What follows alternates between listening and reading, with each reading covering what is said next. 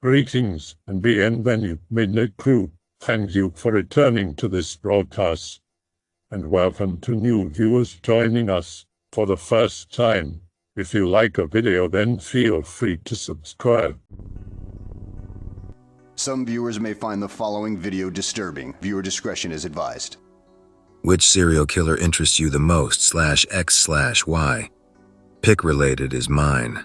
I went through a period of several months in high school where I just studied Zodiac and even tried to decipher some of his letters. I'm convinced a lot of them are fake and he was just playing games. The Zodiac Killer. The Zodiac Killer is one of the great unsolved serial killer mysteries of all time, taking only second place to Jack the Ripper. Even though police investigated over 2,500 potential suspects, the case was never officially solved. There were a few suspects that stood out, but the forensic technology of the times was not advanced enough to nail any one of them conclusively. This October 1966 killing began a ghoulish series of murders that panicked the people of the San Francisco area. For years, the Zodiac taunted the police with weird ciphers, phone calls, insulting and cryptic messages. Before it was all over, this clever and diabolical killer changed the lives of 8 people, only 2 of whom lived to tell the tale. On the night of Sunday, October 30th, 1966, long before anyone was to hear the Zodiac, an 18-year-old student named Cherry Jo Bates was brutally murdered near the parking lot of Riverside City College's library annex. Neither assault nor robbery seemed to have been a motive, as her clothes were undisturbed and her purse was present and intact. After disabling her lime green Volkswagen by pulling out the distributor coil and the condenser, then disconnecting the middle wire of the distributor, the Zodiac Killer had apparently waited for Bates to return to her car and try to start it, whereupon he made a pretense of unsuccessfully tinkering with the engine. After this ruse, and probably with the offer of a ride, he lured her into a dark, unpaved driveway between 2 empty houses owned by the college, where they spent approximately an hour and a half. Exactly what they did during this time is uncertain, but eventually the man attacked her, slashing her 3 times in the chest area, once in the back, and 7 times across the throat.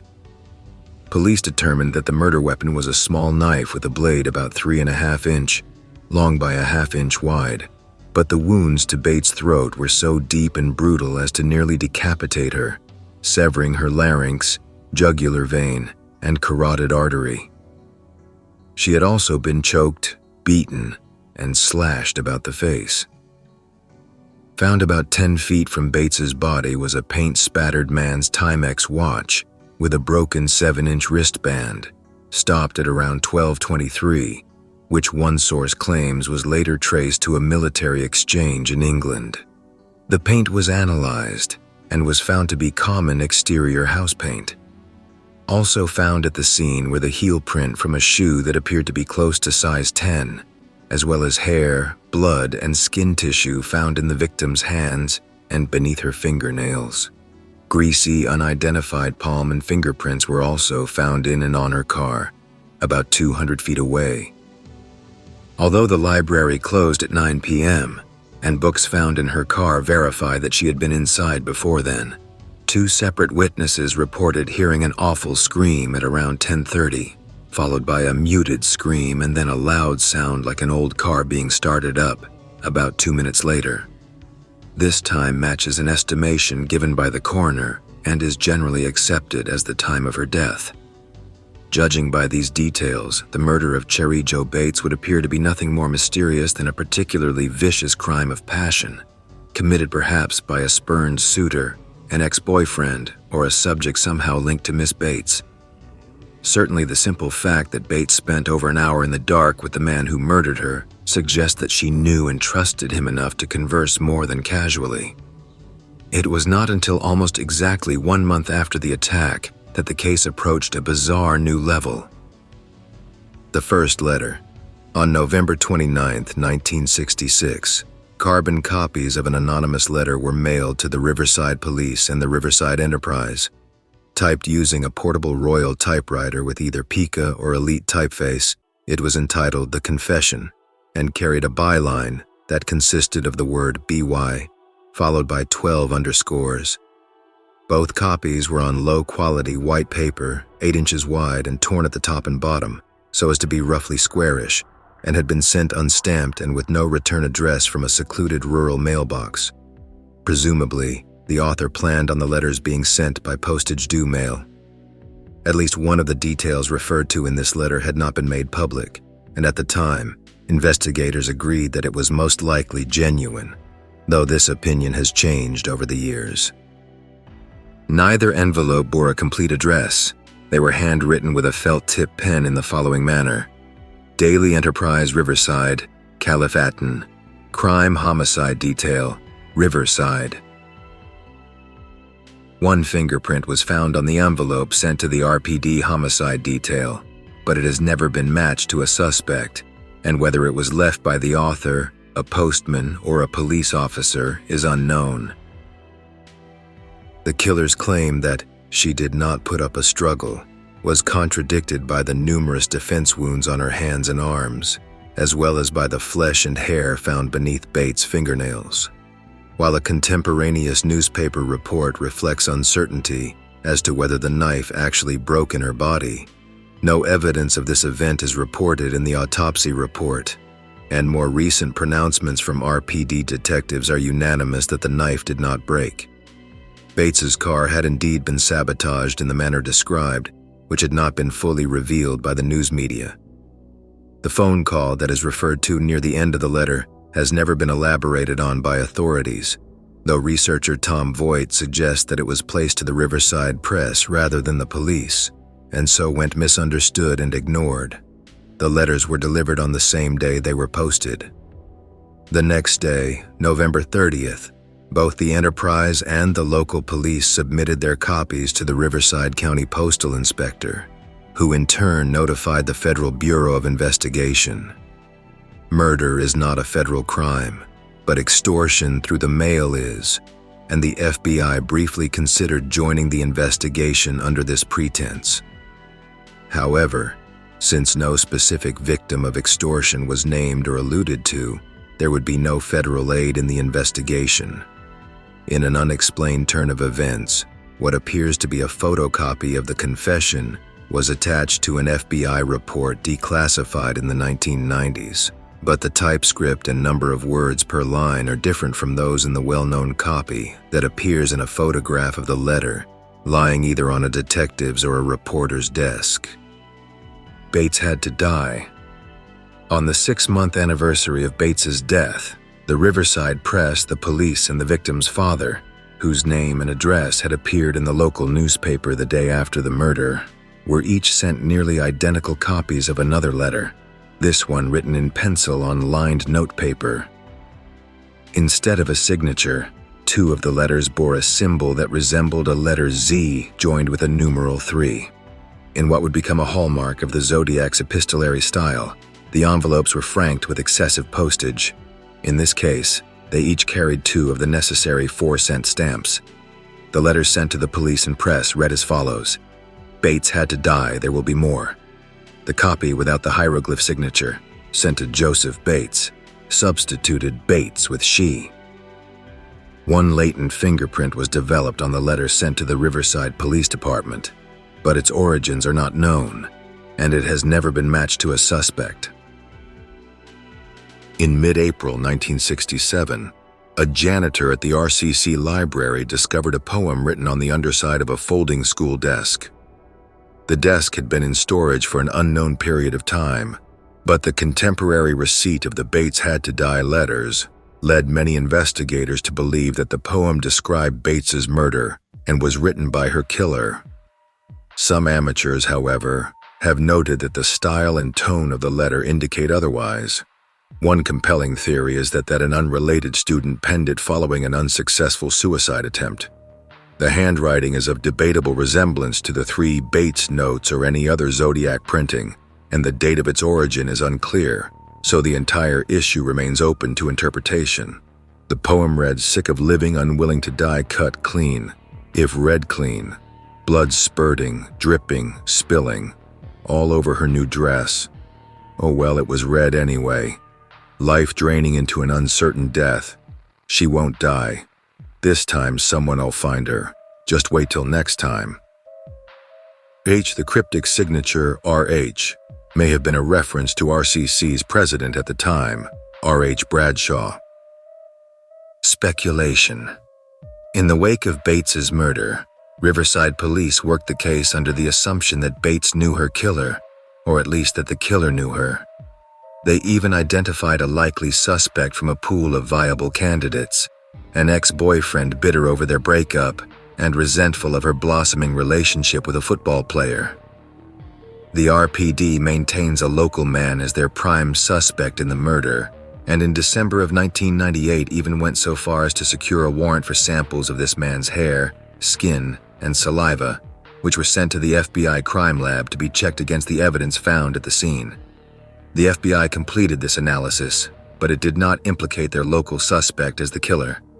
When the Zodiac case exploded into national news in the fall of 1969, though RPD Chief L.T. Kincaid nevertheless sent a 3-page synopsis of the local murder and the events that followed to investigators in Napa and San Francisco, a letter that seems to have been largely ignored. It wasn't until Paul Avery of the San Francisco Chronicle initiated a 1970 meeting between these investigators that they began to consider the elusive Bay Area serial killer as a possible culprit, though even then RPD Captain Irwin Cross expressed doubt that the Zodiac was responsible. Despite the stylistic similarities between the aftermath of Cherry Joe Bates' murder and the linked murders that would later take place in the San Francisco Bay Area, the current opinion of the Riverside Police Department and most other investigators is that the Riverside and Bay Area episodes were not related. Opinion is split, however, as to who authored the 1966 and 1967 documents and whether they were even written by the same person. The murder of Cherry Joe Bates remains controversial, and there is no evidence to definitively exclude the Zodiac as the killer. Vallejo, Solano County Sheriff's Office Case Number V25564, Vallejo Police Department Case Number 243146. Vallejo and Benicia lie just north of the San Pablo Bay and the Carquines Strait, about 20 miles northeast of San Francisco. In the late 1960s, the area abutting the two rough-and-tumble working-class cities was practically uninhabited, and even now only a few paved surfaces cross the barren expanses of southern Solano County above the Vallejo-Benicia Freeway. One of these is Lake Herman Road, running from eastern Vallejo to northern Benicia by way of the unincorporated area between them. As early as 9 p.m. on Friday, December 20th, 1968, a light-colored hardtop four-door, possibly a Chevrolet Impala, was seen parked near the gated entrance to the pumping station off Lake Herman Road, just east of Lake Herman. The same car was also seen there at about 10 o'clock by a different witness. Between these two sightings, a young man and his girlfriend were parked in the same spot when a car heading west toward Vallejo slowed to a stop several yards past their car, then began to slowly back up toward them. The car gave them both such a bad feeling that they immediately pulled out of the gravelly area and drove off toward Benicia. The other car followed them until the first exit, which they took, watching the stranger continue east on Lake Herman Road. At 11:10 p.m., David Arthur Faraday and Betty Lou Jensen were parked in the same place when they were shot to death near Faraday's brown Rambler. Having told Betty Lou's parents that they were going to a Christmas concert, they had instead driven to the isolated Lover's Lane and had been there for less than an hour when someone pulled in with them, exited his vehicle, and began firing into their car. The killer was armed with either a .22 caliber rifle or, more likely, a handgun loaded with .22 long rifle ammunition. From light footprints and ballistic evidence, it appeared that the killer started from behind the car, shooting out the right rear window, then the left rear tire, then coming around to the front left. The two teenagers scrambled out the passenger side door. Jensen, 16, left the car alive and must have started to run toward the road. Her body was found less than 30 feet from the rear bumper. The shot pattern 5 rounds along the right side of her back, ranging from the space between the 5th and 6th ribs all the way down to the pelvis, suggested that the killer was either competent with firearms or had fired into her body as she lay wounded by a previous shot, as a coroner's report states that the shots had come from no more than 10 feet away. In any case, the grouping does not indicate marksman-like accuracy, or even the great degree of skill that is often attributed to the killer due to this particular murder, especially considering that 2 rounds missed the wounded girl as she fled. Faraday was killed by a single close-range bullet to the head. Researcher Mike R. of New Jersey points out that the position of Faraday's body, with the boy's feet by the rear wheel, and his head pointing away from the front of the car at an angle of about 45 degrees, suggests that he was not killed while climbing out of the door, but rather while standing by the right rear wheel. All told, 10 shots were fired, but only 8 rounds were accounted for. The entire episode was over in a few heartbeats, and the killer left the scene immediately upon its conclusion. This was determined by an almost minute-by-minute timeline put together from the statements of several witnesses driving by the area between 9 p.m. and 11:15 p.m. One of these witnesses, Stella Borges, may even have seen the killer's car, described as a light-colored Chevrolet, headed toward Benicia just before she discovered Jensen's and Faraday's bodies. Despite the best efforts of Solano County Sheriff's Department Sergeant Les Lundblad, assistance from half a dozen local law enforcement agencies, and a reward fund set up by students at the victims' high schools, no killer was ever identified. As author Robert Graysmith grimly noted in his seminal book Zodiac, there were no witnesses, no motives, and no suspects. Ferrin and Mageau.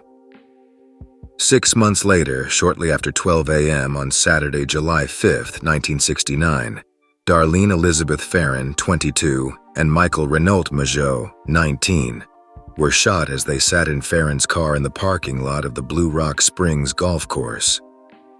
According to Mageau's statements to police in the days that followed, Ferrin had picked him up at his house about half an hour earlier, and they were going to get a bite to eat when Darlene said that she wanted to talk to him about something.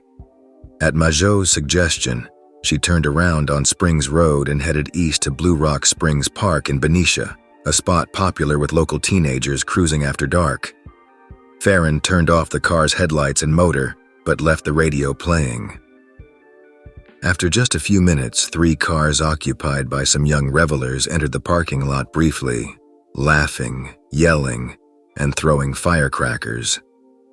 They drove off shortly thereafter, and Ferrin and Mageau were left alone again until about midnight, when another car, alone this time, pulled into the lot from the direction of Vallejo. Its lone occupant turned off the car's headlights and pulled up next to Ferrin's car, 6 to 8 feet away on her left. The car, a brown Ford Mustang or Chevy Corvair, idled there for a moment, and Mageau asked Ferrin if she knew the driver, to which she responded, "Oh, never mind." Mageau later said that he wasn't sure whether this meant that she did or didn't know the driver, but before he could inquire further, the car pulled out and drove off at high speed back toward Vallejo.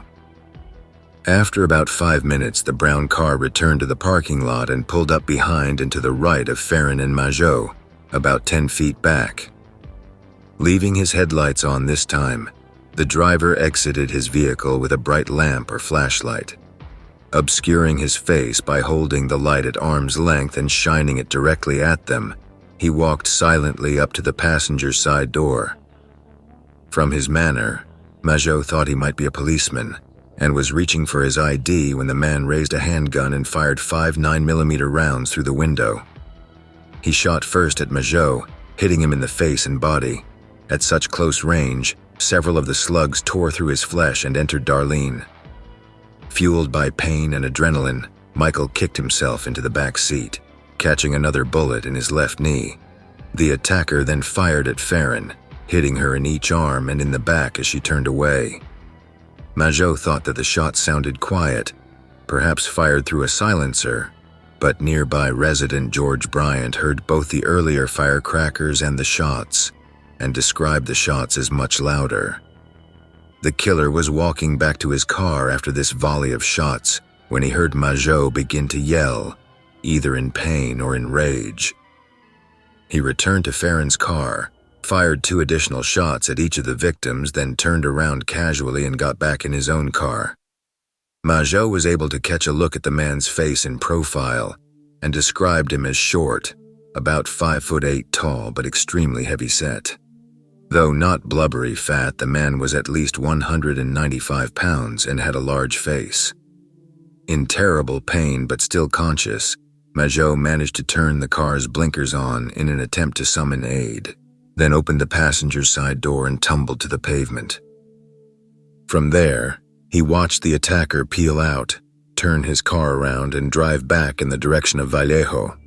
Though the Zodiac would later claim that he remained under the speed limit after the attack, both Mageau and George Bryant reported that he left the scene at a high rate of speed.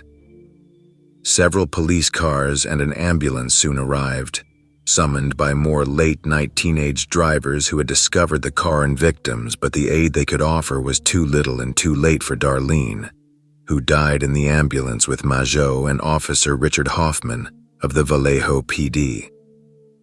Mageau went straight into surgery, but Darlene was not so lucky. She was pronounced dead on arrival at Kaiser Foundation Hospital at 12:38 a.m. Phone calls.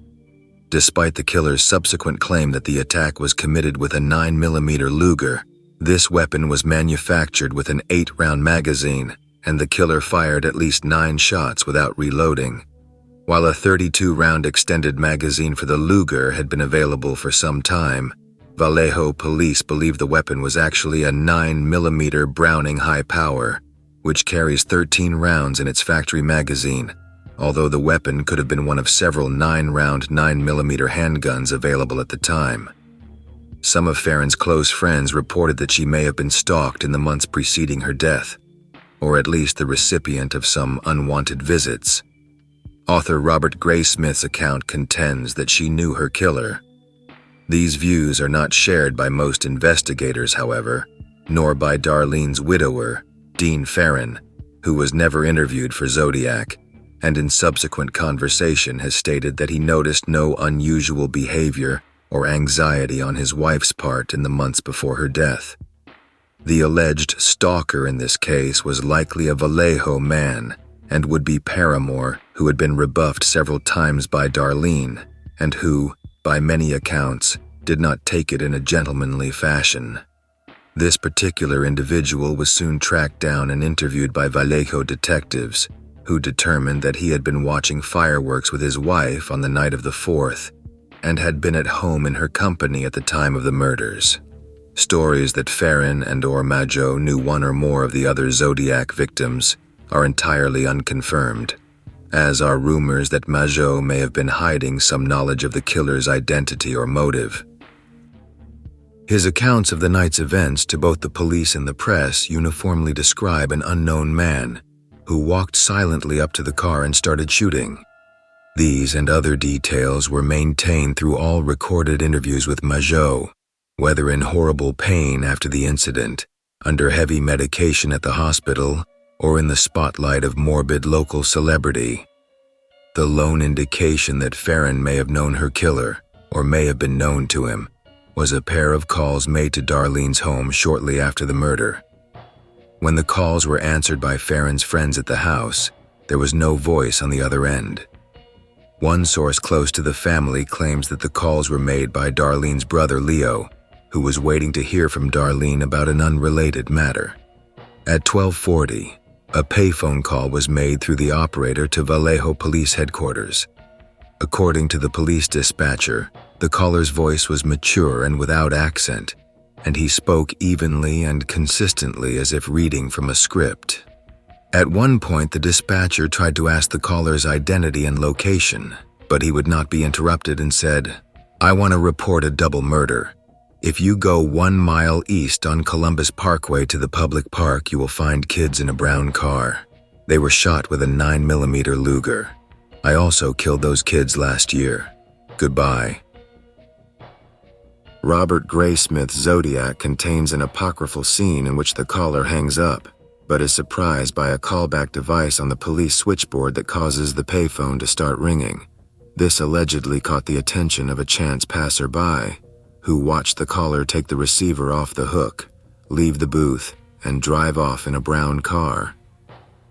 This man, described in a subsequent letter from the killer, was sought by both the police and local newspapers to no avail, indicating that Graysmith may simply have been elaborating on a bogus detail provided by the Zodiac to create confusion. When the police were able to trace the call to a payphone at Tuolumne Street and Springs Road, they found that the booth in question was just a few blocks away from the Vallejo Sheriff's Office. Cryptic message. A few weeks later, on July 31st, 1969, the San Francisco Examiner, San Francisco Chronicle, and Vallejo Times-Herald each received letters laying claim to the Vallejo murders. Enclosed with each letter was 1/3 of a cryptogram, to be published on each newspaper's front page by August 1st. Not only were the author's claims bolstered by an intimate knowledge of the two crime scenes, he also promised another murder spree if his request was not met. Though worded slightly differently, each letter shared the same salient facts, and each was closed with the cross-circle design that would become the Zodiac's signature. The first to be transcribed in its entirety was the one sent to the Vallejo Times-Herald. Dear Editor, I am the killer of the two teenagers last Christmas at Lake Herman and the girl last 4th of July.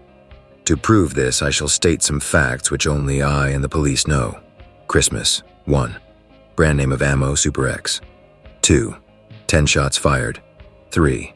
Boy was on back feet to car. 4. Girl was lying on right side feet to west. 4th of July. 1. Girl was wearing patterned pants. 2. Boy was also shot in knee. 3. Brand name of ammo was Western. Here is a cipher, or that is part of one. The other two parts of this cipher have been mailed to the San Francisco Examiner and the San Francisco Chronicle. I want you to print this cipher on your front page by Friday afternoon, August 1st, 69. If you do not do this, I will go on a kill rampage Friday night that will last the whole weekend. I will cruise around and pick off all stray people or couples that are alone, then move on to kill some more until I have killed over a dozen people.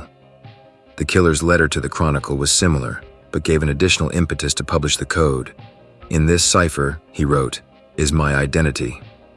The 3-part cryptogram was solved in less than a week by a North Salinas, California, high school teacher and his wife.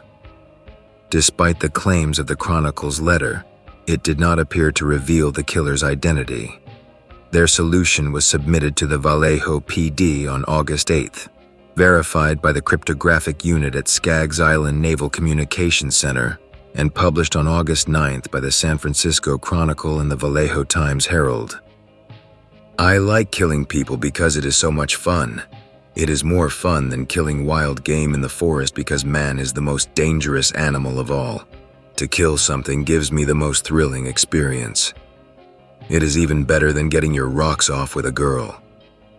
The best part is that when I die, I will be reborn in paradise, and all that I have killed will become my slaves. I will not give you my name because you will try to slow down or stop my collecting of slaves for my afterlife, Ebiritemetpiti.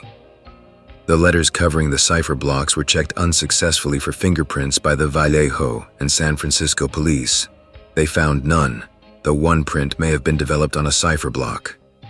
As happened after the Bates murder, local police contacted the FBI for aid in the investigation, and as in the Bates case, the federal interest here was possible extortion. In fact, many FBI reports still classify the case under the original extortion heading. A little-known letter containing a key to the cryptogram was sent anonymously to the Vallejo police on August 10th, one day after the hardened solution was made public. It was postmarked San Francisco, and the typewritten address was to a VPD sergeant. The key was handwritten on a sheet of white paper and was accompanied by a short typewritten note on a 3x5 index card expressing hope that the enclosed key will prove beneficial to you in connection with the cipher letter writer. It was signed Concerned Citizen. The key was described in an FBI report as generally valid and substantially accurate. But this is unsurprising since the author probably read the decryption in the newspaper and simply made his own key letter by letter. One useful palm print was found on the envelope, but it was never matched to any individual. By August 2nd, all 3 cipher blocks had been printed. "We're not satisfied that the letter was written by the murderer, but it could have been," said the Vallejo Chief of Police, Jack E. Stiltz, requesting another letter with more facts to prove it. In response, a second letter was mailed to the San Francisco Examiner on August 1st or 2 and received on August 4th. It was in this 3-page letter that the killer first referred to himself as the Zodiac. "This is the Zodiac speaking. In answer to your asking for more details about the good times I have had in Vallejo, I shall be very happy to supply even more material. By the way, are the police having a good time with the code? If not, tell them to cheer up. When they do crack it, they will have me. On the 4th of July, I did not open the car door. The window was rolled down already. The boy was originally sitting in the front seat when I began firing. When I fired the first shot at his head, he leaped backwards at the same time, thus spoiling my aim.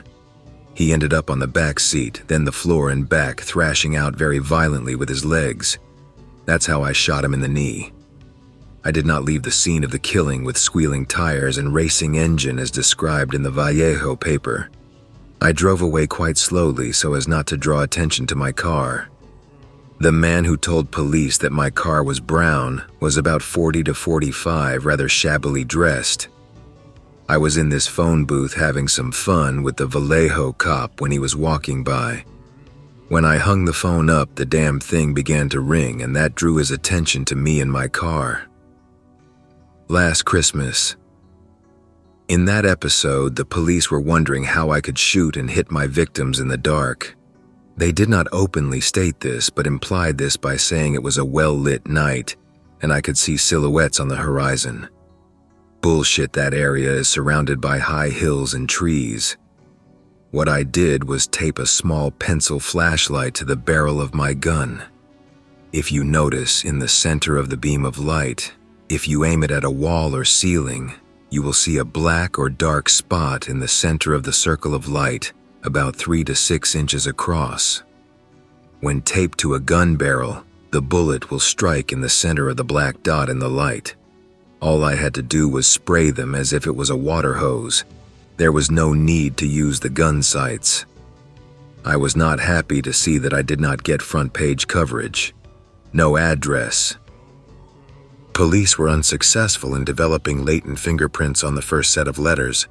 Perhaps as a result, this latest letter was submitted directly to the FBI crime lab, which determined that the letter was written on Woolworth's Fifth Avenue brand paper. The lab found useful prints on its second and third pages, but they have never been matched to a suspect. Lake Berryessa, Napa County Sheriff's Department case number 105907. The next attack came on Saturday, September 27, 1969, on the western shore of Lake Berryessa, about 60 miles northeast of San Francisco in Napa County. At about 3 p.m., 3 young women from Angwin had just pulled into a parking area near the lake when a man driving a light blue 2-door Chevrolet with California plates, probably a 1966 model, pulled up beside them, drove forward a short distance, and then backed up so that he was right next to their car. Without leaving his car, he sat looking downward, as if pretending to read something. The women walked down to the lake shore and had been sunbathing for about half an hour when they noticed the same man watching them. They later described him as clean-cut and nice-looking, about 6 feet tall and over 200 pounds, with short dark hair parted on the side. He wore a black short-sleeve sweatshirt over a t-shirt with dark blue or black slacks. He watched them silently for another 20 minutes or so, smoking cigarettes, then walked off. When the women returned to their car at around 4:30, the stranger's car was gone. The Napa County Sheriff's Department briefly investigated another encounter at the lake. It occurred at about 6:30, when a local dentist and his son well north of the crime scene noticed a man walking nearby who met the general description given by the young women. When this man saw the father and son and realized that he had been noticed, he turned around and walked away from them. It was initially thought that he might have been involved in the Zodiac's next attack, but detectives determined that the unidentified man did not have a car in the area, and it would have been impossible for him to arrive at the crime scene in time. Shepard and Hartnell. Cecilia Ann Shepard and Brian Calvin Hartnell, two college students who had also made a spontaneous trip from Angwin, were picnicking at Twin Oak Ridge, a peninsula on the western shore of the lake, at twilight when they were approached by a man later described as 5'8" to 6 feet tall, dark-haired and heavy-set, wearing a dark jacket and dark clothing that seemed sloppy or disheveled. Cecilia, who saw the man first, noted that he was wearing glasses. He seemed to Hartnell at the time to be in his 30s and fairly unremarkable, though the young man would describe a larger and possibly younger individual after getting a closer and more dangerous look. Before getting too close to the couple, he ducked behind one of the two nearby trees, put on an unusual four-cornered hood, and emerged about 20 feet away. The hood was well sewn, black, and had a bib that fell almost to the man's waistline. Embroidered on it was the crossed circle design that had appeared in the three-part cryptogram and its cover letters, and would serve as the Zodiac's signature in most of his letters to come. Holes had been cut for the eyes and mouth, and though clip-on sunglasses had been added to further protect the killer's identity, Hartnell caught a glimpse of greasy brownish hair through the holes in the mask. On his belt, he wore a long knife in a wooden sheath and an empty leather holster. A large semi-automatic pistol was in his right hand, and he pointed it at Shepard and Hartnell as he spoke. "I want your money and your car keys," he said in a calm monotone. "I want your car to go to Mexico." Hartnell handed him the keys to his Volkswagen and all the change from his pockets. The man pocketed the coins and dropped the keys on the picnic blanket, then holstered his weapon. Hartnell made a vague offer of help to the man in order to escape injury, to which the man responded, "No, time's running short."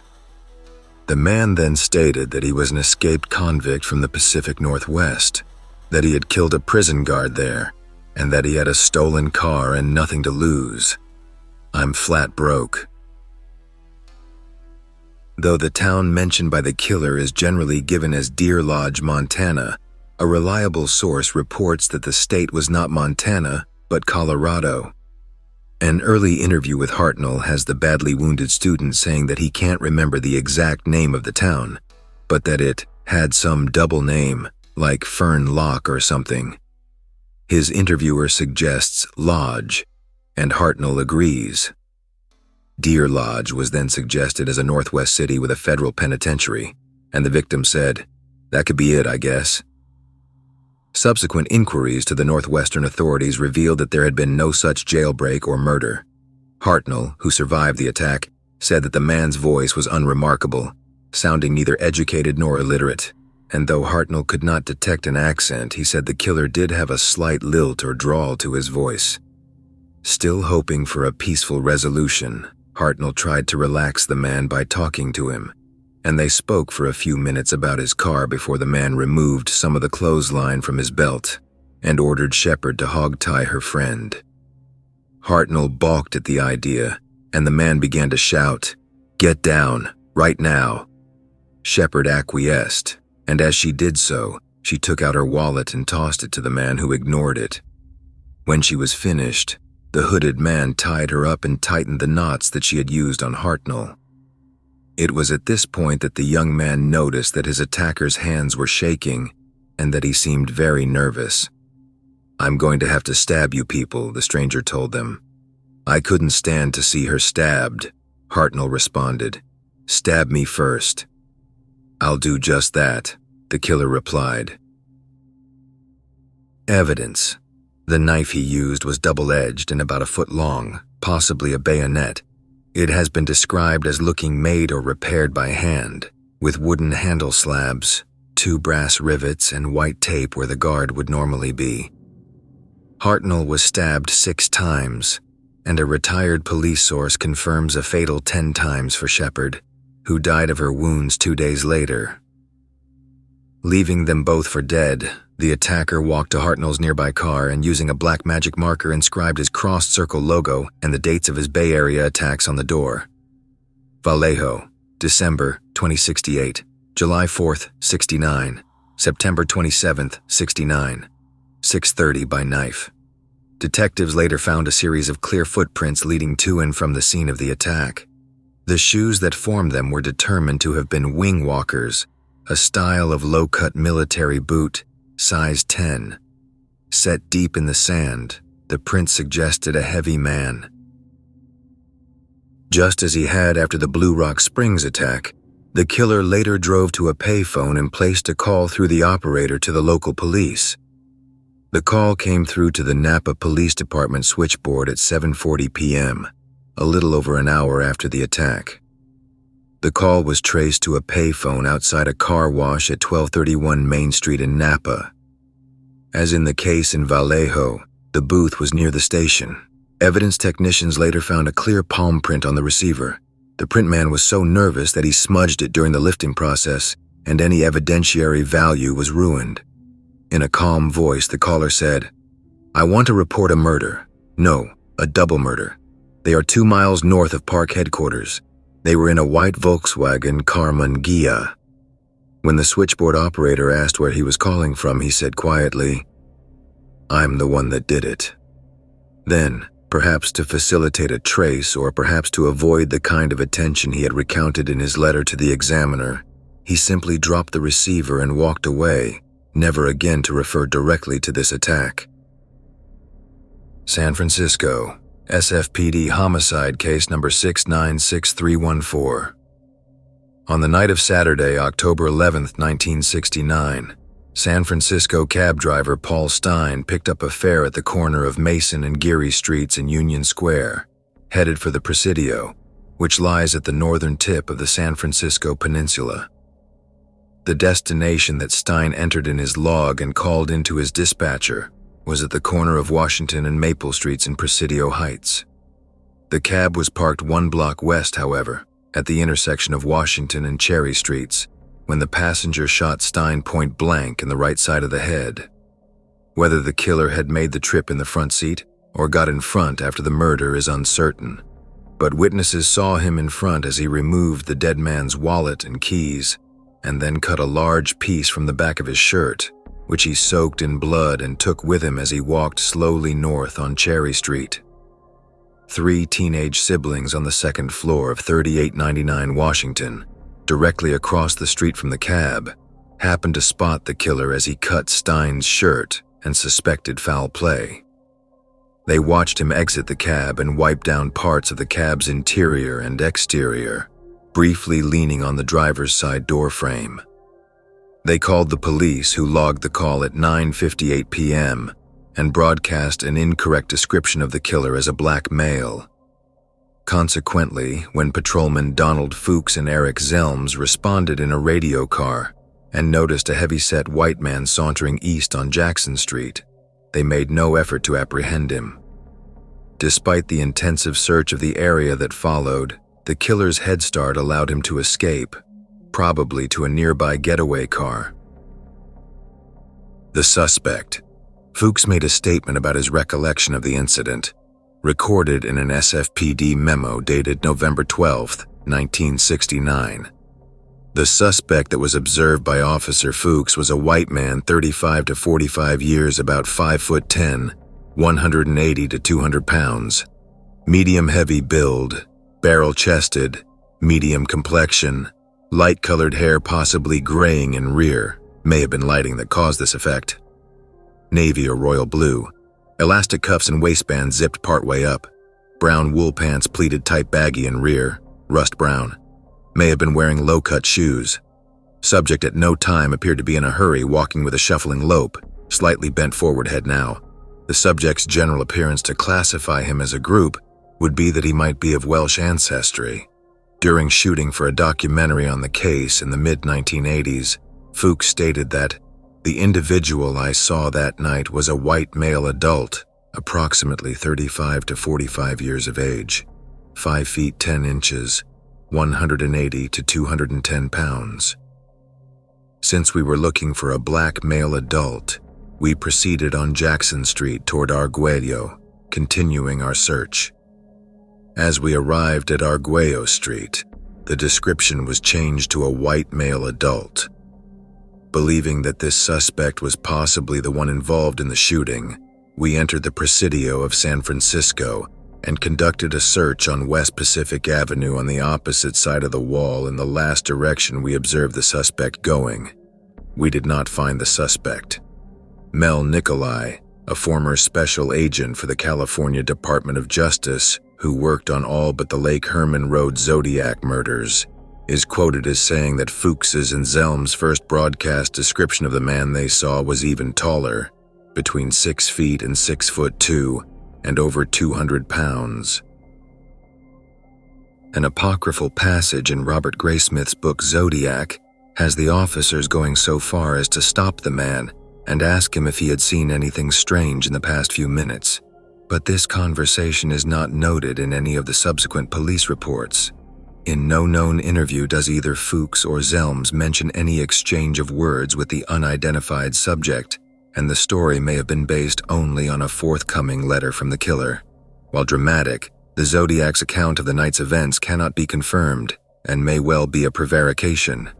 On the other hand, such an encounter and its repercussions would be a tremendous embarrassment to the SFPD on several levels, and if this incident did in fact occur, then a concerted effort would certainly have been made to keep it under wraps. The bullet that killed Stein was mistyped at the scene as a .38, but later ballistics tests determined it to be a 9mm. It was not, however, the same 9mm used for the Blue Rock Springs attack. The latent impressions of 30 fingers, 3 palms and 1 lower finger or palm, were found in and on the cab. Found on the passenger side front door handle, the finger and palm print was relatively clear, and crime lab technicians believed it was left by the killer, though the possibility exists that one of the police, firemen, or lab technicians at the scene could inadvertently have left it. Certain other prints, none of such clarity, were actually left in blood, and are also believed to be prints of the suspect, according to a San Francisco police memo. 4. In any event, none of these prints have yet matched any of the millions filed in the National Crime Identification Computer Database maintained by the FBI. Also recovered from the cab was a pair of men's leather gloves in a size 7, XXL, though it remains uncertain whether they were left by the killer. Threats. 2 days later, the Chronicle received a letter from the Zodiac claiming responsibility for the murder. The return address on the envelope was the crossed circle design, and enclosed with the letter was a swatch of Paul Stein's bloody shirt. 3 latent fingerprints were developed on the paper by the SFPD crime lab, but remain unmatched to any suspect. This is the Zodiac speaking. I am the murderer of the taxi driver over by Washington Street and Maple Street last night. To prove this here is a blood-stained piece of his shirt. I am the same man who did in the people in the North Bay area. The San Francisco police could have caught me last night if they had searched the park properly instead of holding road races with their motorcycles, seeing who could make the most noise. The car drivers should have just parked their cars and sat there quietly waiting for me to come out of cover. School children make nice targets. I think I shall wipe out a school bus some morning. Just shoot out the front tire and then pick off the kiddies as they come bouncing out. The Zodiac would send 3 swatches of the bloody fabric, but 104 square inches of Paul Stein's shirt are still unaccounted for. Thus far, authorities had observed the Zodiac to follow a few vague patterns. He had always attacked after sundown on weekends, always attacked young couples in or near their cars, and always attacked in remote suburban areas near water. If he could now break his pattern by shooting a lone 29-year-old male in downtown San Francisco, they felt, then there was no reason why he couldn't follow through on his threat to wipe out a school bus. Within days, Bay Area bus drivers had received special instructions on how to react if fired upon. The school bus threat was one that the Zodiac would return to in different forms. At the urging of the San Francisco police, the Chronicle suppressed the threat for a week. On October 18th, a police composite sketch based on the teenage witness's testimony was amended according to the descriptions given by the responding patrolman at Cherry Street and was distributed with the full content of the letter. It was during this time that the Zodiac case began to garner exceptional press coverage, and tips to the killer's identity poured in from points as far as Houston, Atlanta, and St. Louis. At the same time, homicide detectives along the West Coast began to consider the Bay Area killer as a suspect in their unsolved cases. Among these were L.T. Kincaid and H.L. Hampshire of the Riverside Police Department, and they forwarded a summary of the 1966 Bates murder to investigators in Napa, Solano, and San Francisco counties. The summary was lost in the shuffle for over a year. Taunting police. The Zodiac's next mailing was sent to the Chronicle in early November in an envelope stamped with double the necessary postage and the instruction, "Please rush to editor." Inside were a Jester's brand greeting card and another lengthy cipher.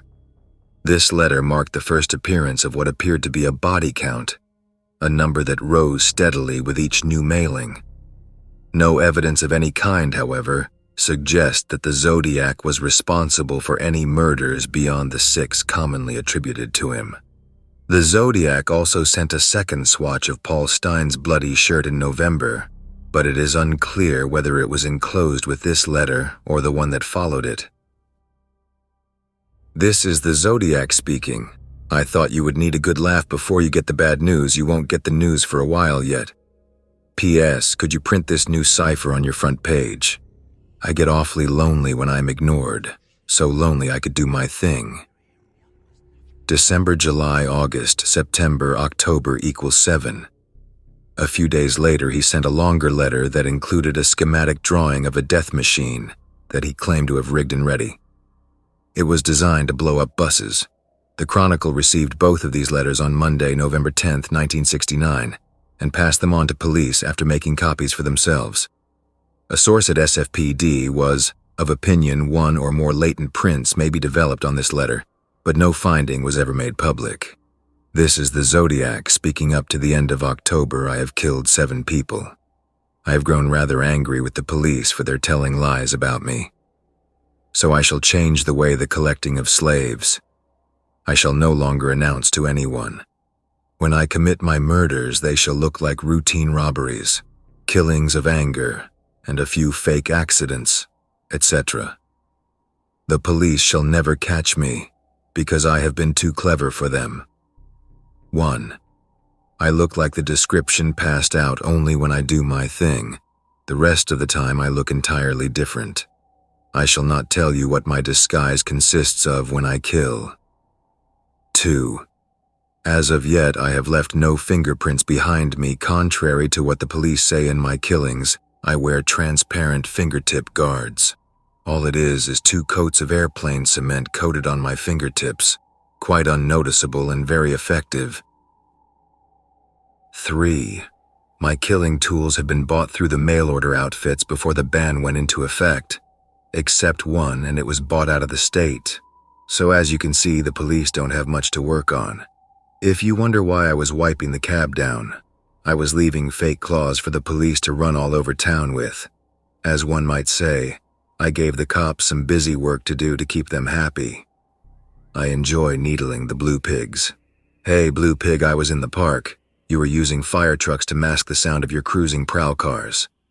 The dogs never came within 2 blocks of me, and they were to the west, and there was only 2 groups of parking about 10 minutes apart. Then the motorcycles went by about 150 feet away going from south to northwest. P.S.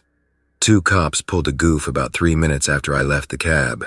I was walking down the hill to the park when this cop car pulled up, and one of them called me over and asked if I saw anyone acting suspicious or strange in the last 5 to 10 minutes, and I said yes, there was this man who was running by waving a gun, and the cops peeled rubber and went around the corner as I directed them, and I disappeared into the park a block and a half away, never to be seen again. This section has been marked off with the note, "Must print in paper." Hey pig, doesn't it rile you up to have your nose rubbed in your boo-boos? If you cops think I'm going to take a bus the way I stated I was, you deserve to have holes in your heads. Take 1 bag of ammonium nitrate fertilizer and 1 gallon of stove oil, and dump a few bags of gravel on top, and then set the shit off, and we'll positively ventilate anything that should be in the way of the blast. The death machine is already made. I would have sent you pictures, but you would be nasty enough to trace them back to the developer, and then to me, so I shall describe my masterpiece to you. The nice part of it is all the parts can be bought on the open market with no questions asked. 1 battery power clock, it will run for approximately 1 year. 1 photoelectric switch, 2 copper leaf springs, 2 6V car battery, 1 flashlight bulb plus reflector, 1 mirror, 2 18-inch cardboard tubes black with shoe polish inside and outer. The system checks out from one end to the other in my tests. What you do not know is whether the death machine is at the site or whether it is being stored in my basement for future use. I think you do not have the manpower to stop this one by continually searching the roadsides looking for this thing. And it won't do to reroute and reschedule the buses because the bomb can be adapted to new conditions. The Zodiac's crossed circle has been modified with 5 X's drawn along the symbol's left side. Have fun. By the way, it could be rather messy if you try to bluff me. P.S. Be sure to print the part I marked out on page 3 or I shall do my thing. To prove that I am the Zodiac, ask the Vallejo cop about my electric gun sight which I used to start my collecting of slaves. No explanation was given for the marks along the Zodiac symbol's perimeter, but it was assumed that each one represented a murdered victim. At this time, the Bates murder had not yet been linked to the Zodiac, and this has been seen as a suggestion that the Bay Area killer was not responsible for the murder in Riverside. This drawing remained unpublished until 1996, when Douglas Oswell and Michael Rusconi posted it on the World Wide Web. Melvin Belli. Famed personal injury lawyer Melvin Belli, who had been the butt of a Zodiac hoax earlier in the year, received a Christmas card at his home on December 27th. It was forwarded to his office where a secretary opened it and found yet another piece of Paul Stein's bloody shirt. The back of the envelope was decorated with the greeting, "Merry Xmas and New Year." Dear Melvin, this is the Zodiac speaking. I wish you a happy Christmas. The one thing I ask of you is this, please help me. I cannot reach out because of this thing in me won't let me. I am finding it extremely difficult to keep in check. I am afraid I will lose control again and take my 9th and possibly 10th victim. Please help me. I am drowning. At the moment the children are safe from the bomb because it is so massive to dig in, and the trigger mech requires so much work to get it adjusted just right. But if I hold back too long from No. 9, I will lose complete, crossed out all control of myself and set the bomb up. Please help me, I cannot remain in control for much longer. Perhaps out of wishful thinking, it was assumed that the killer wrote this letter in a rare lucid moment, but a cursory examination of the original document and the envelope it arrived in plainly shows that it was meticulously arranged, with a perfect left margin and uniformly spaced lines. Even the crossing out of the word complete seems too neat to be spontaneous. The author can also be seen to deliberately alter his handwriting, though his natural style appears to show through near the end. Despite the gratuitous publicity events that Belli staged in the weeks that followed, the Zodiac never contacted him again. Nothing more was heard from the killer for 3 months. Highway 132, San Joaquin County Sheriff Coroner's Office, case number 77,475. Early in the evening of Sunday, March 22, 1970, Kathleen Johns, 23, was driving with her infant daughter Jennifer on Highway 132 in San Joaquin County, several miles west of Modesto, when a man in a light-colored American car started honking his horn and blinking his lights at her. Driving alongside her car, he said that one of her wheels was wobbling and volunteered to fix it. He followed her as she pulled over at Bird Road, a turnoff just west of Interstate 5, then got out with a lug wrench and pretended to tighten the nuts on her right rear wheel. In fact, he removed them, and when Johns tried to drive off, the whole wheel spun loose. Again, the man offered help, this time in the form of a ride to a nearby service station. She accepted, and they continued in the man's car westward on 132 until he pulled into a Richfield station at Chrisman Road. It was closed, and there followed an hour and a half or more of silent and apparently aimless driving through the city of Tracy and its rural environs. As they passed occasional other service stations, she asked a few times, "What's wrong with this station?"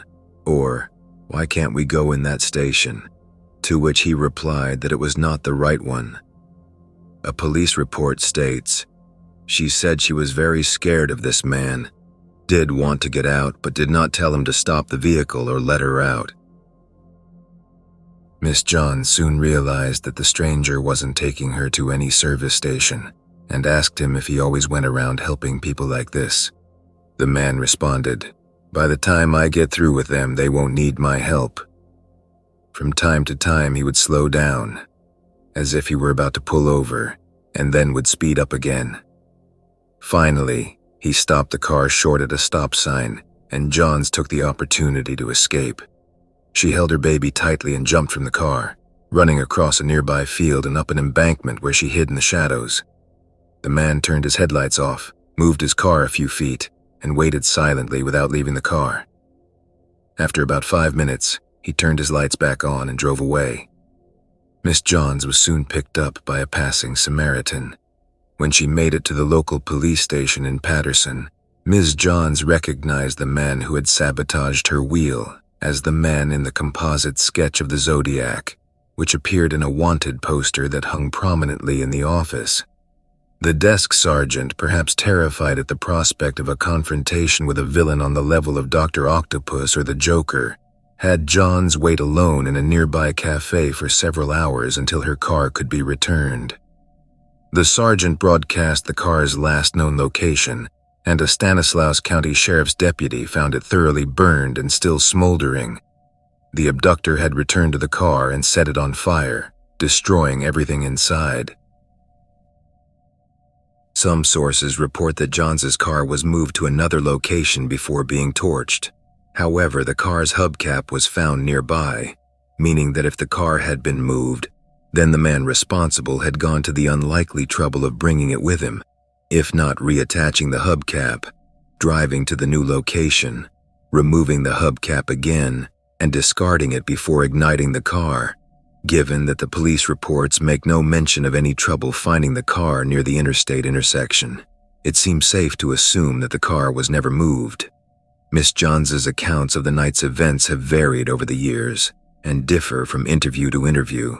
The most dramatic version, and the most familiar, is the one recounted in a San Francisco Chronicle article by Paul Avery that appeared 8 months after the incident, 3 which has the man overtly threatening both the woman and her baby, and getting out of his car with a flashlight after her escape.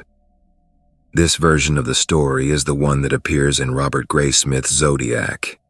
It should be remembered that Miss Johns told 2 separate police officers shortly after her abduction that the man simply closed the car door and drove away.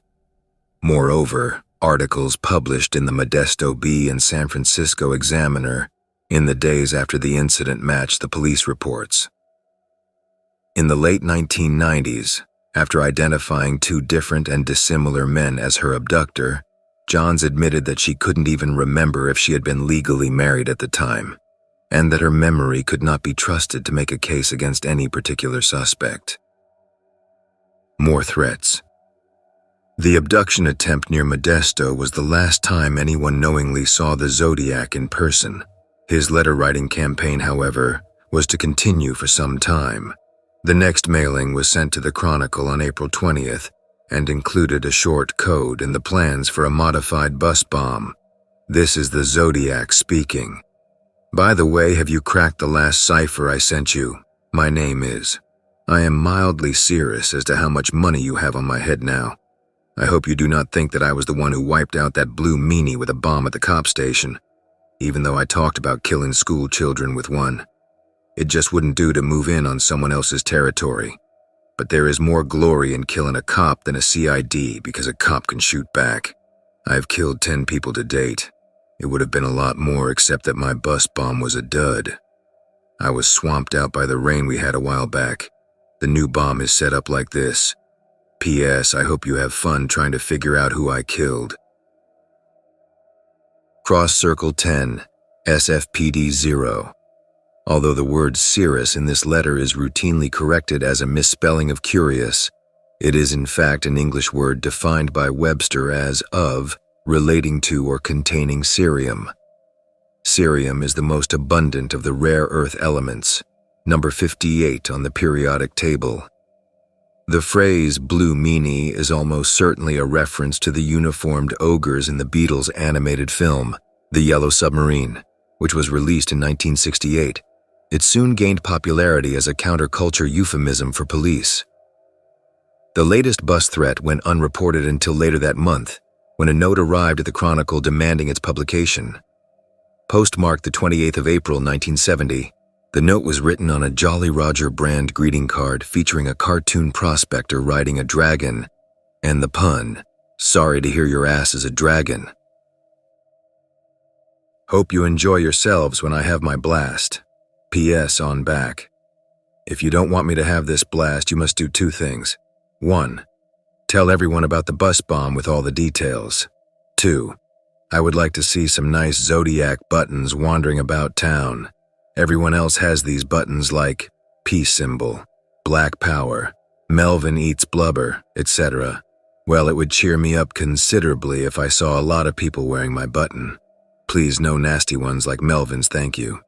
An unspecified number of latent fingerprints were developed on this card and its envelope by San Francisco police evidence technicians shortly after its receipt.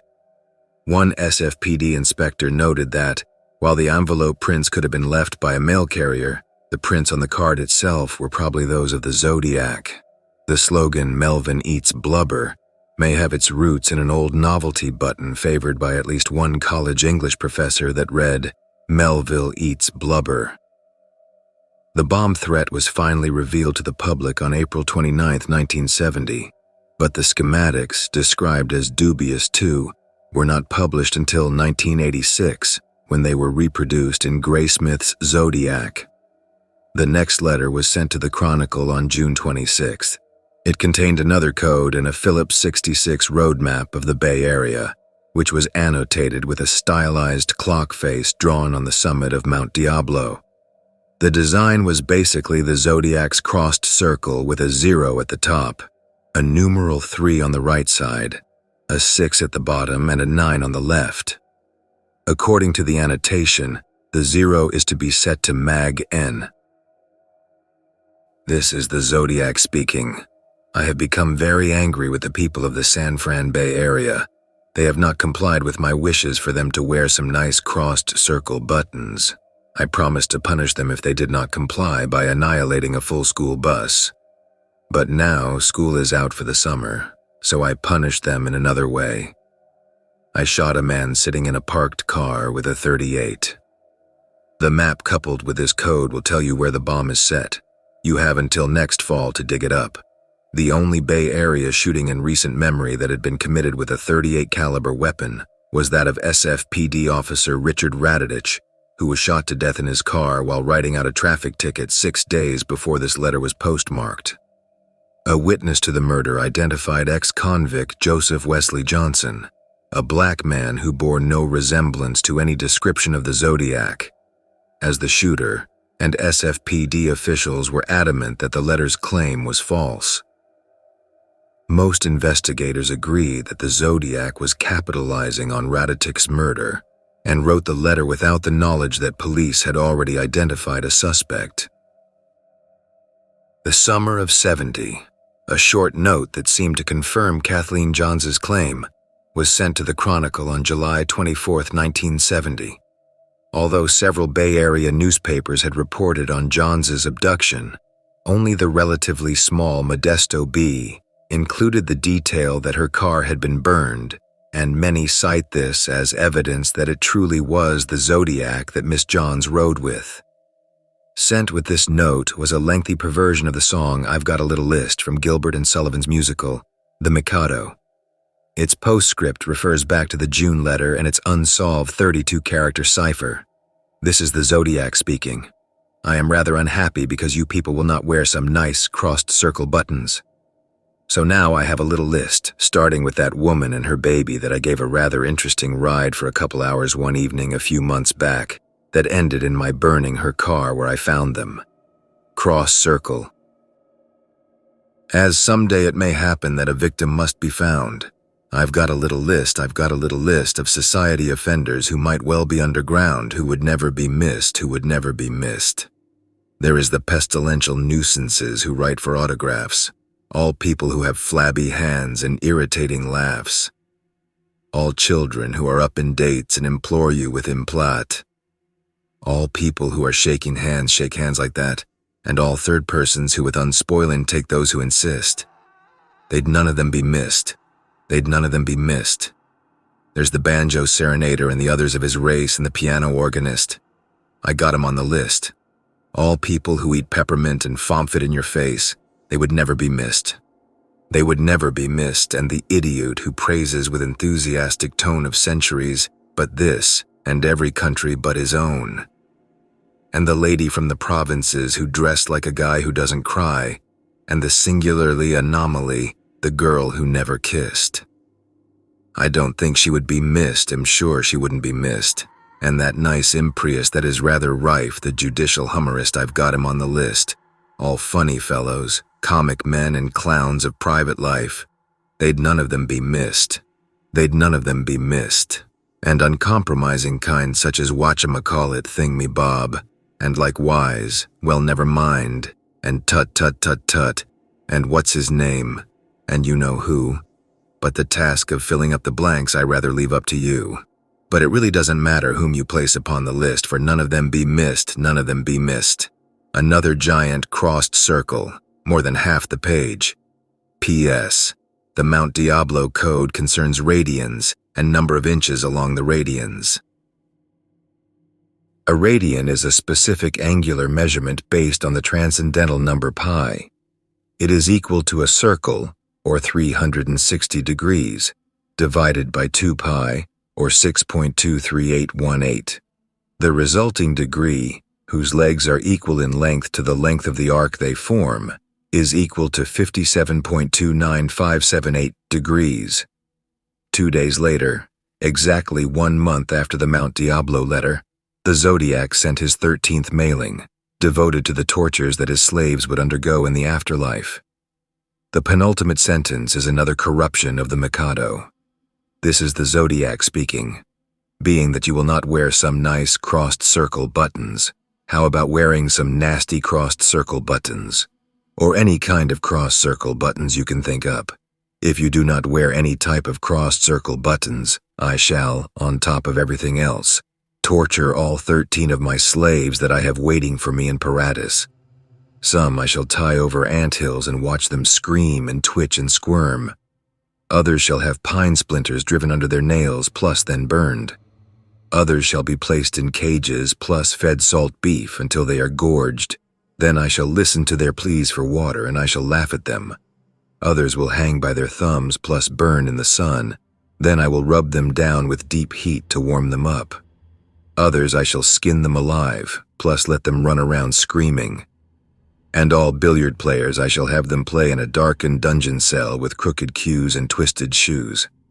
Yes, I shall have great fun inflicting the most delicious of pain to my slaves. Giant cross circle, about half the length of the page equals 13. SFPD equals 0. The Halloween card. After a few months' silence, October brought 2 more cards from the Zodiac. 1. A postcard with a collage on its face and 13 holes punched through it was postmarked on October 5, 1970. In words and letters cut from magazines and newspapers, it was addressed simply to San Francisco Chronicle and read, "Dear Editor, you'll hate me, but I've got to tell you, the pace isn't any slower. In fact, it's just one big 1313. Some of them thought it was horrible. P.S. There are reports city police pig cops are closing in on me. Fuck, I'm crack-proof. What is the price tag now? Zodiac." Though originally dismissed as a hoax, certain phrases from this card are repeated in later confirmed Zodiac letters, particularly the word crack-proof, which would appear in a letter to the Los Angeles Times 5 months later. The juxtaposition of the letters FK also repeat in the Zodiac literature, frequently in the 2 long ciphers and in the hieroglyph that closes the Exorcist letter of 1974. Literary analysis notwithstanding, the card was soon judged to be genuine because it announced a body count of 13, the number given in the Zodiac's last letter, which had not been made public. The other mailing, sent October 27th, was a customized Halloween greeting card, and it was addressed personally to Paul Avery at the Chronicle, though his name was misspelled on the envelope as Averly. Inside the envelope, written twice very lightly in the shape of an X, was the comment, "Sorry, no cipher." In addition to signing the card with a Z and the customary cross circle, the Zodiac drew an unusual symbol, also used as a return address on the envelope, 13 eyes, and the message, "Peekaboo, you are doomed." Kathleen Johns, the woman abducted on Highway 132, stated in an interview that she had received a similar card, ostensibly from the Zodiac, at about the same time. She claims to have forwarded the card to Avery, but no mention of a second card has ever been reported. One Johns attributes the card to a crank, since her name and address appeared in the newspaper shortly after her abduction, but the timing of the card and description that she gave of it suggest the strong possibility that it was genuine and somehow lost in the case's sea of details. The Riverside Connection. The card to Avery was widely considered a threat on his life, and the Chronicle ran a front-page story about it on October 31st. Among the mail that this generated was an anonymous letter from Riverside, urging Avery to investigate a link with the still unsolved Bates murder. Graysmith transcribes it in Zodiac. Please forward the contents of this letter to the detective in charge of the Zodiac murder case. I hope this information will also help you, as we would both like to see this case solved. As for myself, I wish to remain anonymous, and I know that you will understand why. A few years ago in Riverside, California, a young girl was murdered just about, I believe, on Halloween evening. I could write a much longer letter, citing the similarities between Zodiac's case and this murder, which occurred in Riverside, but if the police department cannot see said comparative similarities between these two cases, then I will take a slow boat to China, even if these two crimes were committed by two different people. I think after all the facts are studied regarding both of these cases, if police have not already investigated these possibilities and are not already aware of the Riverside case, then even so perhaps they should look into it. Letters to newspapers, similar erratic printing, find out about these two different cases. Give Captain Cross a call on the phone. He knows that I do not quit. Mr. Avery, I will give you a call in the near future. Please look into the case. The Riverside police have a wealth of information. So does San Francisco. Let us hope that they are not too proud to work together, and if they already are, let us hope that there has been an exchange of information. After locating a year-old letter from the Riverside chief of police to a Napa County detective that had similarly linked the Bates murder with the Zodiac, Avery visited the Riverside police and reviewed their evidence. Intrigued by the letters sent to the police and press, not to mention what appeared to be a Z used as a signature in some, he instigated a meeting between their detectives and detectives from Solano, Napa, and San Francisco counties, who compared notes on the Bates murder and each of the known Zodiac attacks up to that point. Authorities from Northern California, particularly SFPD Inspector Bill Armstrong, felt that there was a link between the Bates murder and the Zodiac crimes, and that they were most likely committed by the same man. State handwriting analyst Sherwood Morrill checked the writing on the desk and envelopes against the killer's letters to the Chronicle, and found that they were unquestionably the work of Zodiac. 1. Riverside police, particularly Captain Irvin Cross, were less certain and reaffirmed their skepticism too, probably because they had not released the full details of the crime to their counterparts upstate. The number of stab wounds received by Bates, strongly suggesting what is known as a rage killing, was not announced publicly until May of 2000. The Riverside story broke on November 16, 1970, when Avery's article was printed in the Chronicle. The official position of the Riverside Police Department and most independent investigators as of 1998 is that Cherry Joe Bates was not a Zodiac victim. RPD maintains a local man as their suspect and considers the Zodiac murders entirely unrelated, though they do concede the possibility that the Bay Area killer authored one or more of the letters sent in Southern California. The LA Times letter. The next letter came after an uncharacteristically long 5-month silence, posted on March 22, 1971, with 2 upside-down 6-cent stamps. It was the only letter the Zodiac ever sent to the Los Angeles Times, and it was the first to be sent from outside San Francisco. It had been postmarked in Pleasanton, 15 miles east of the Bay. This is the Zodiac speaking. Like I have always said, I am crack-proof. If the blue meanies or a veer going to catch me, they had best get off their fat asses plus do something, because the longer they fiddle plus fart around, the more slaves I will collect for my afterlife. I do have to give them credit for stumbling across my Riverside activity, but they are only finding the easy ones. There are a hell of a lot more down there. The reason I'm writing to the Times is this. They don't bury me on the back pages like some of the others. SFPD 0 Cross Circle 17+.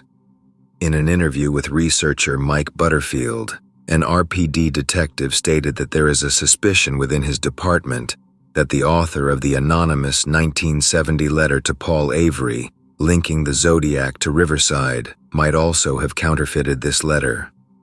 1. Adding to this apparent mystery is the fact that another source has reported that SFPD Inspector David Toski was also under suspicion for writing this letter. 2. There are no available facts to bolster either hypothesis. A week later, the Zodiac sent another postcard, though an agent of the U.S. Postal Service recognized and intercepted it before it was delivered. The intended recipient was unclear. It was marked to Paul Avery's attention, again misspelled as Averly, but the address side bore no specific address, just the names, the times, San Francisco Examiner and San Francisco Chronicle, clipped from the respective newspapers. A hole was punched through the upper left corner in lieu of a return address, above which the author had written the word Zodiac. Around the hole itself were 4 lines drawn in a fashion similar to the crossed circle design used by the killer. The entire perimeter of the card had been notched by a hole punch. The front of the card was decorated with a sketch of a condominium complex that had been under development at Incline Village, Nevada, near Lake Tahoe, by Boise Interlake between 1967 and 1970. The same picture had appeared in the Chronicle 3 days earlier, in an advertisement for the complex known as Forest Pines. While the handwriting on this postcard is similar to that on confirmed Zodiac letters, it is not unmistakably the same, and the possibility exists that it is a forgery. The use of the hole punch and the misspelling of Paul Avery's name, however, are both traits of confirmed Zodiac cards and letters. If this card was indeed genuine, it marked the last communication from the Zodiac for almost 3 years. 1974 Reappearance. The Zodiac resurfaced in 1974, when he wrote a series of letters to the Chronicle over a period of 6 months, and with postmarks from around the Bay Area. Though ultimately identified through analysis of the envelopes and handwriting, these 4 letters were different from the others, in that the author had abandoned his usual salutation, "This is the Zodiac speaking," and signature, the crossed circle design. The first was sent on January 29th from San Mateo or Santa Clara, just south of San Francisco, and referred to the recently released movie The Exorcist as the best satirical comedy that I've ever seen.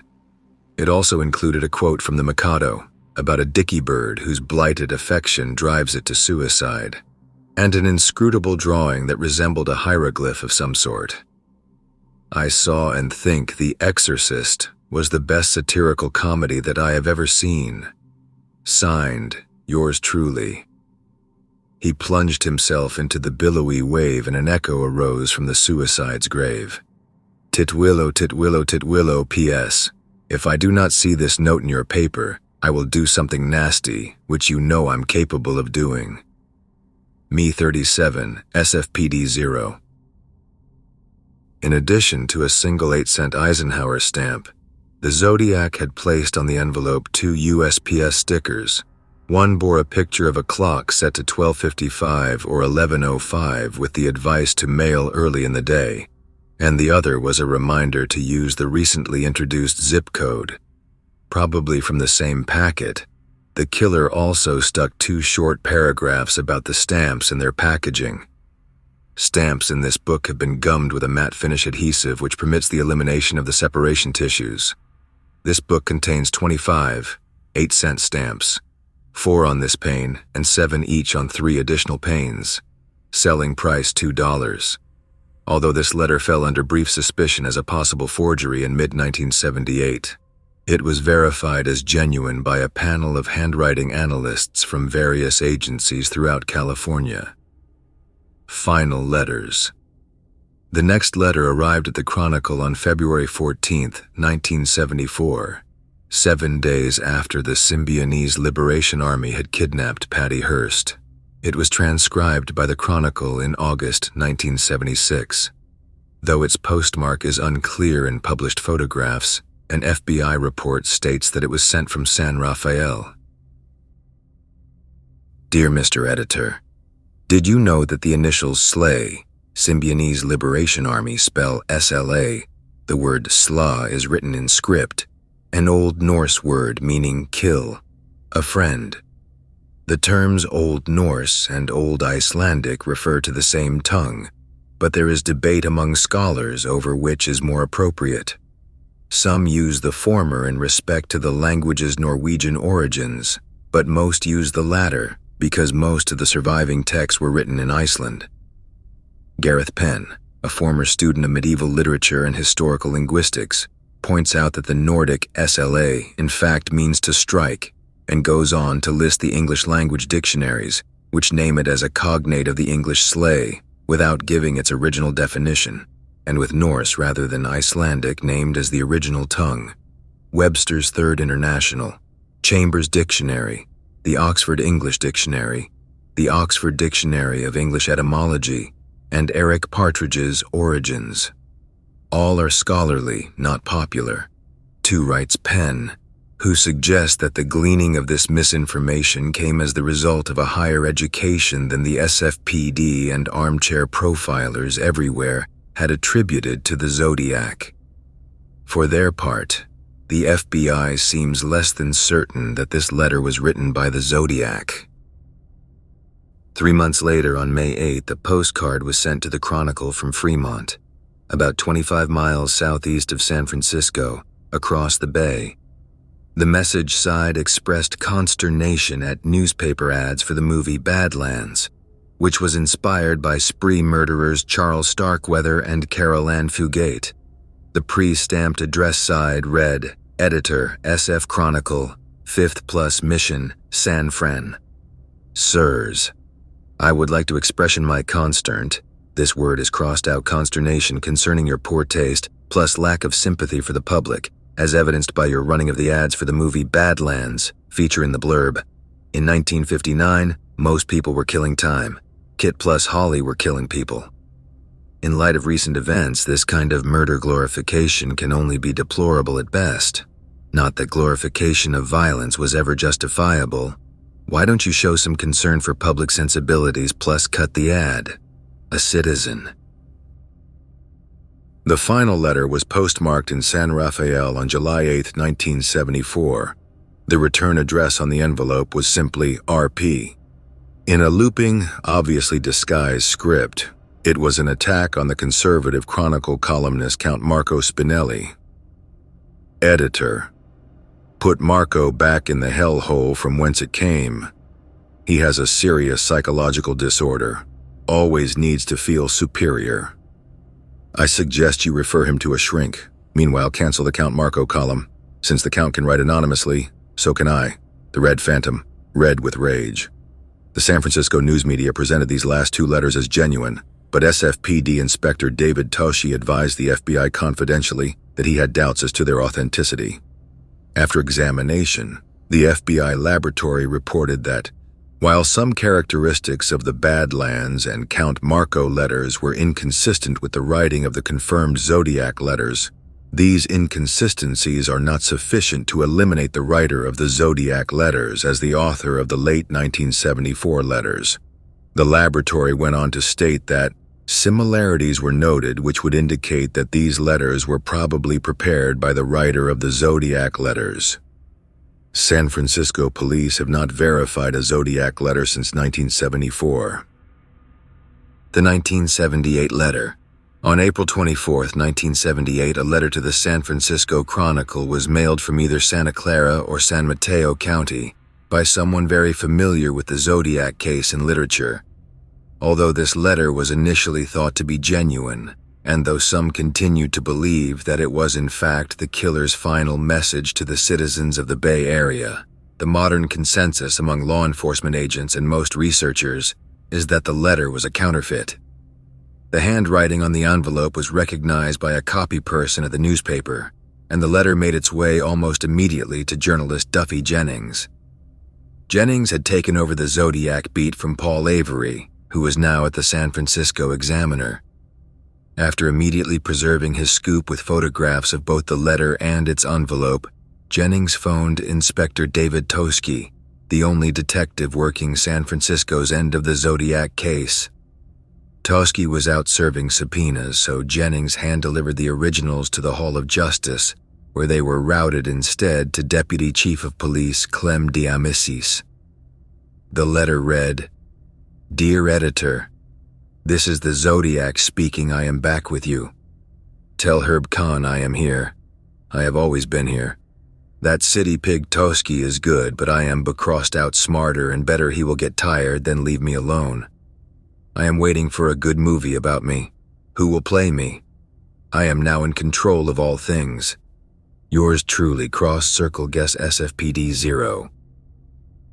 When Toski arrived back at headquarters, he was summoned directly to Diamisis's office where the two men conferred, and Toski was granted custody of the letter.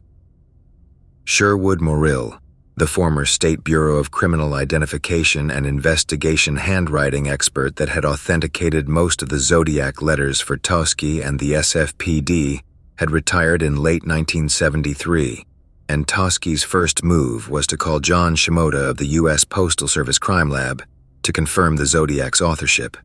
It is unclear why Toski called Shimoda rather than the current chief of the state's Question Documents section, Robert Prouty. In any case, Shimoda confirmed it as the Zodiac's handiwork, and Toski delivered the letter to a fingerprint expert at the SFPD Crime Lab, who found no trace of prints or any other useful evidence on the single page or its envelope. Controversy. In order to fully understand the controversy that still surrounds this letter, we must take a look at its context. At the time of its receipt at the Chronicle, Inspector Toski, a 25-year veteran of the San Francisco Police Department, was probably the most high-profile law enforcement agent in the Bay Area. While the charismatic Toski had many supporters in city government and the local media, he had also made his share of enemies, who felt that his flashy demeanor and his yen for publicity were unprofessional and could lead to a conflict of interest. Further, rumor around City Hall had it that Supervisor Diane Feinstein would tap him as police chief in her bid for the mayor's seat, and this would certainly mark him as a threat to SFPD Chief Charles Gain and his deputy, Clem de Amicis. In the fall of 1976, local author and columnist Armistead Maupin had written a serial for the Chronicle about a fictitious SFPD detective chasing an unknown killer similar to the Zodiac. The story's protagonist, Inspector Tandy, received advice and mentoring in the serial from none other than Toski.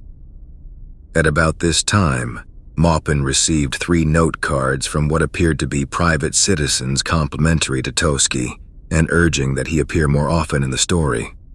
A good journalist, Maupin attempted to verify the notes and found that the names did not belong to San Francisco residents. Toski was well known for the short notes he sent to various reporters and politicians, and Maupin began to suspect that it was he who had sent the cards. Seeing them as harmless, if not entirely honest, Maupin kept the notes under wraps until April 1978, when the only Zodiac letter to mention Toski by name arrived at his newspaper, sparking suspicions that Toski had graduated to something akin to fraud, counterfeiting a Zodiac letter. Maupin and the agent he had hired to publicize an unrelated book approached Sergeant Jack O'Shea, head of the SFPD intelligence unit, with their suspicions. O'Shea and Toski's boss, Lieutenant Jack Jordan, head of the Homicide Bureau, determined that Toski had written the fan letters. Both men would eventually be disciplined, O'Shea more severely, for not reporting this knowledge immediately. Chief Gain has said that he was not told of Toski's phony letters until late June 1978, but the late April transfer of 2 detectives from Special Investigations and the Gang Task Force to the Zodiac case may have been a sign that Toski was already under suspicion as the author of the latest letter. Exactly what transpired within the Hall of Justice is unknown, but on July 10th, Chief Gain held a press conference to announce 2 nominally disparate events: the discovery that the Zodiac letter might be a forgery, and the transfer of Toski to the pawn shop detail in light of the phony fan letters to Maupin. At no time was it explicitly stated that Toski was suspected of writing the Zodiac letter, but the implication could not be missed, especially when it was announced that 2 handwriting experts were checking Toski's hand against not just the questioned April document, but also the heretofore accepted Exorcist letter of January 1974. The official rationale for announcing Toski's embarrassing transfer was to counter and negate 1. Maupin's claims, as Toski put it, not to put the department on the defense, they would go on the offense too. But despite a brief revival of state and federal interest, no convincing negation was ever launched. Possible authors. By August, no fewer than 4 experts, including Keith Woodward, former chief of the LAPD's document department, Robert Prouty, the specialist bypassed by Toski in April, his BCII colleague Terrence Pascoe, and John Shimoda, the Postal Service expert who had initially confirmed the letter, had determined that the April letter was a fake, a carefully drawn copy of the true Zodiac printing, constructed by a person that had access to printed letters of the Zodiac. The lone holdout to this finding was the retired Sherwood Morrill, whose bitter statements to the media revealed a determined loyalty to Toski and a great disrespect for Gain. The letter of January 1974, which had also fallen under suspicion, was deemed to be genuine. Speculation as to the author of the 1978 letter has focused on 3 possibilities. The first, of course, is the Zodiac himself, though even the untrained eye can see that the words and characters seem to have been meticulously drawn rather than written in the semi-manic freehand used by the killer in his earlier missives. Second is Toski, and rumors have even suggested that he was identified as the author by DNA testing in the 1990s, though there have certainly been no official pronouncements to that effect by the SFPD or any other source. An FBI memo from August 1978 states that analysis of the April letter was discontinued, in light of recent disclosures indicating that David Toshi had authored one or more Zodiac letters, though it must be remembered that the FBI received this indication from the SFPD and not through its own investigation. In fact, Toshi was eventually reinstated to his post as a homicide inspector. Finally, author Robert Graysmith had enough knowledge of the Zodiac literature to forge such a letter, and even had a motive. He had been shopping his novel about the case for 2 years already in 1978, though it would not see print until 9 years later. In this book, Graysmith describes a photo enlarger setup that he claims could have been used to write the original Zodiac letters, but would have served quite well to forge the latest one. It may be worth mentioning at this point that Graysmith had been disciplined for plagiarism during his time as a cartoonist for the Chronicle. In any event, he has lobbied quite vocally on Toski's behalf, maintaining in his book and in subsequent interviews that, whoever wrote the letter, it wasn't Toski. San Francisco police remained tight-lipped on the issue, saying in 1999 that the police department has never made a statement on accusations that Toski faked a Zodiac letter one way or another. We will confirm that not all the Zodiac letters are authentic. A look at Lake Berryessa. The Lake Berryessa attack offered several examples of odd behavior on the part of the Zodiac. There is, for instance, the four-cornered hood that he put on just before approaching the couple. Its design is rare, if not unique, and the killer made no attempt to explain it either to the students or to the press. Presumably, he wished to conceal his identity, but this could have been accomplished less ostentatiously with a ski mask or a similarly common item. As a reason for attacking Shepard and Hartnell, he had a fabricated story about escaping from prison in the Northwest, yet signed the car door with his easily recognizable crossed circle logo and murder chronology. It should be noted that he omitted from this chronology the Riverside murder, which was not attributed to him until 1970, leading many to view this omission as evidence that the Zodiac was not, in fact, responsible for the murder of Cherry Joe Bates. He told the students that he wanted their money and car keys but took only Hartnell's pocket change and left the keys in the girl's wallet on the picnic blanket and tied them up and stabbed them, rather than simply shooting them with the pistol he had pointed at them earlier. Finally, he never took credit for this attack in a letter as he had for the Vallejo and San Francisco attacks. The FBI's crime classification manual describes 3 forms of offender behavior at the crime scene. Modus operandi is defined as the actions necessary to commit a crime and ensure a successful escape. The 2 Vallejo attacks, for instance, show a consistent blitz-style MO using a handgun and followed by a quick, controlled retreat. The MO at Lake Berryessa is superficially closer in style to the Riverside attack, which was executed with a knife and preceded by some kind of verbal interchange between killer and victim. But the differences are apparent on examination. Bates' killer was ill-prepared for his attack, using only a small pocket knife on a young woman who fought back vigorously, whereas the Zodiac went to great lengths to immobilize his victims at the lake. In fact, it seems that the man who killed Cherry Joe Bates wasn't even sure that he would kill her, having conversed with her for over an hour before he lost control and stabbed her. At Lake Berryessa, there can be little doubt as to the Zodiac's intentions. Modus operandi is learned, pragmatic behavior, and can be improved upon with experience, as shown by the foresight evinced by the killer when he foiled a potential callback from the Napa police switchboard by leaving the phone off the hook. The Zodiac also became more audacious in attacking at dusk in an open area, though he was careful to choose one that was fairly isolated. Willful alteration of the crime scene in order to confuse or mislead investigators is called staging, and is usually seen in cases where the killer and victim are acquainted with one another. Oftentimes, the offender will attempt to make the crime appear to be a random assault or robbery gone wrong. This phenomenon does not seem present in the Zodiac case, unless one counts the letters as a form of staging, having been deliberately crafted to give an impression of their author as a dyslexic Gilbert and Sullivan fan. Any action taken by the offender that is unnecessary to the crime's completion or is performed solely to gratify his own psychological needs is called personation. The elaborate hood, the jailbreak lie, and the demand for money and car keys are examples of personation. Repeated examples of the same personation by the same offender are called a signature, and this occurred both clinically and literally on the car door.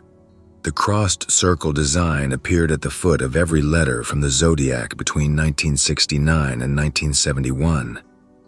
The phone call was another aspect of the signature, mirroring calls made to police in Riverside and Vallejo, and totally unnecessary to his escape. The killer's choice of the knife over the pistol, in conjunction with his use of the unusual hood, is generally cited as evidence that the Berryessa attack was one of ritual significance to the killer. This may be true.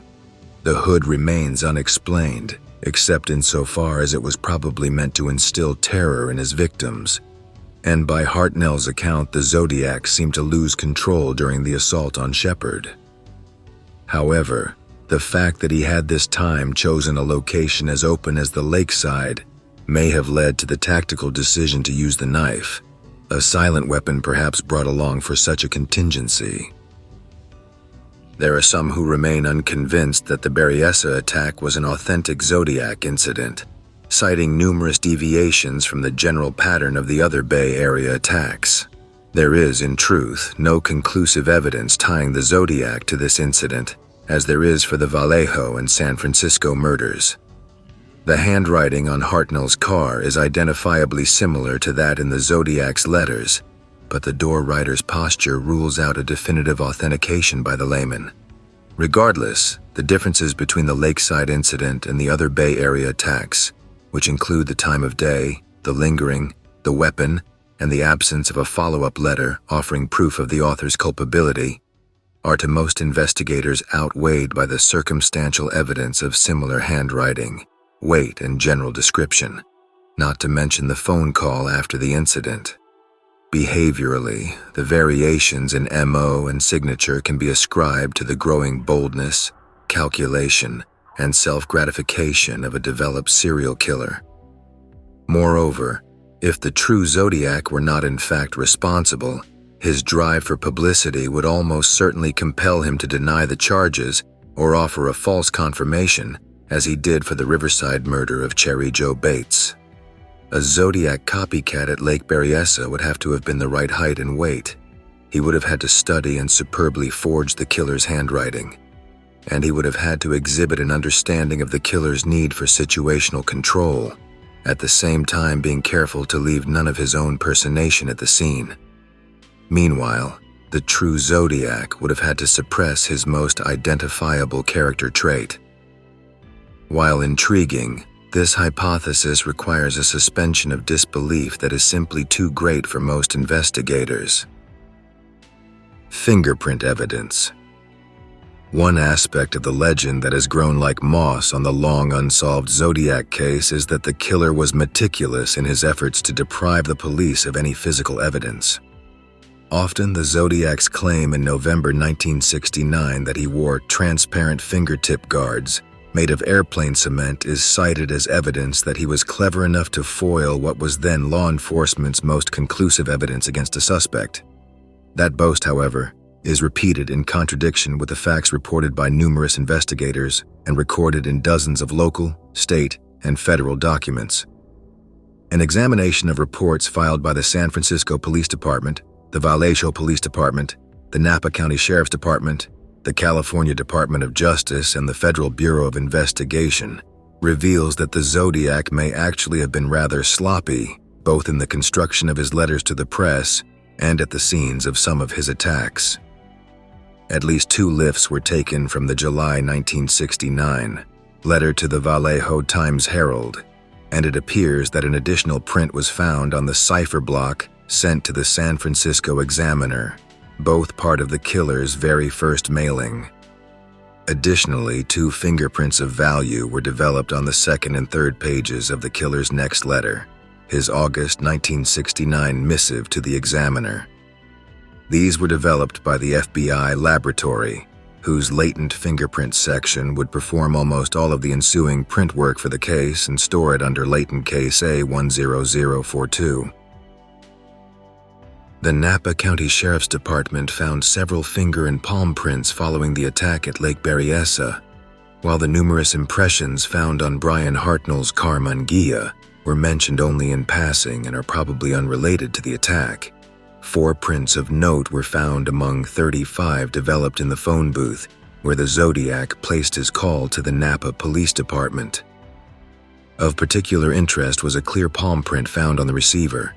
It was still off the hook, and the print was still wet, indicating that it had been left by the last person to use the phone, presumably the killer. To evidence technician Harold Snook's great shame, however, the print was not given enough time to dry, and it was ruined in the lifting process. The 3 youths who witnessed the immediate aftermath of Paul Stein's murder watched as the killer proceeded to wipe down certain areas of Stein's cab. He was, no doubt, trying to obliterate any prints he may have left, an action that would be pointless if his fingertips had been covered with guards. Further, while the witnesses were specific in their description of a wiping action, they saw nothing that could be interpreted as the planting of false prints from the time the killer exited the cab to the time he left the area.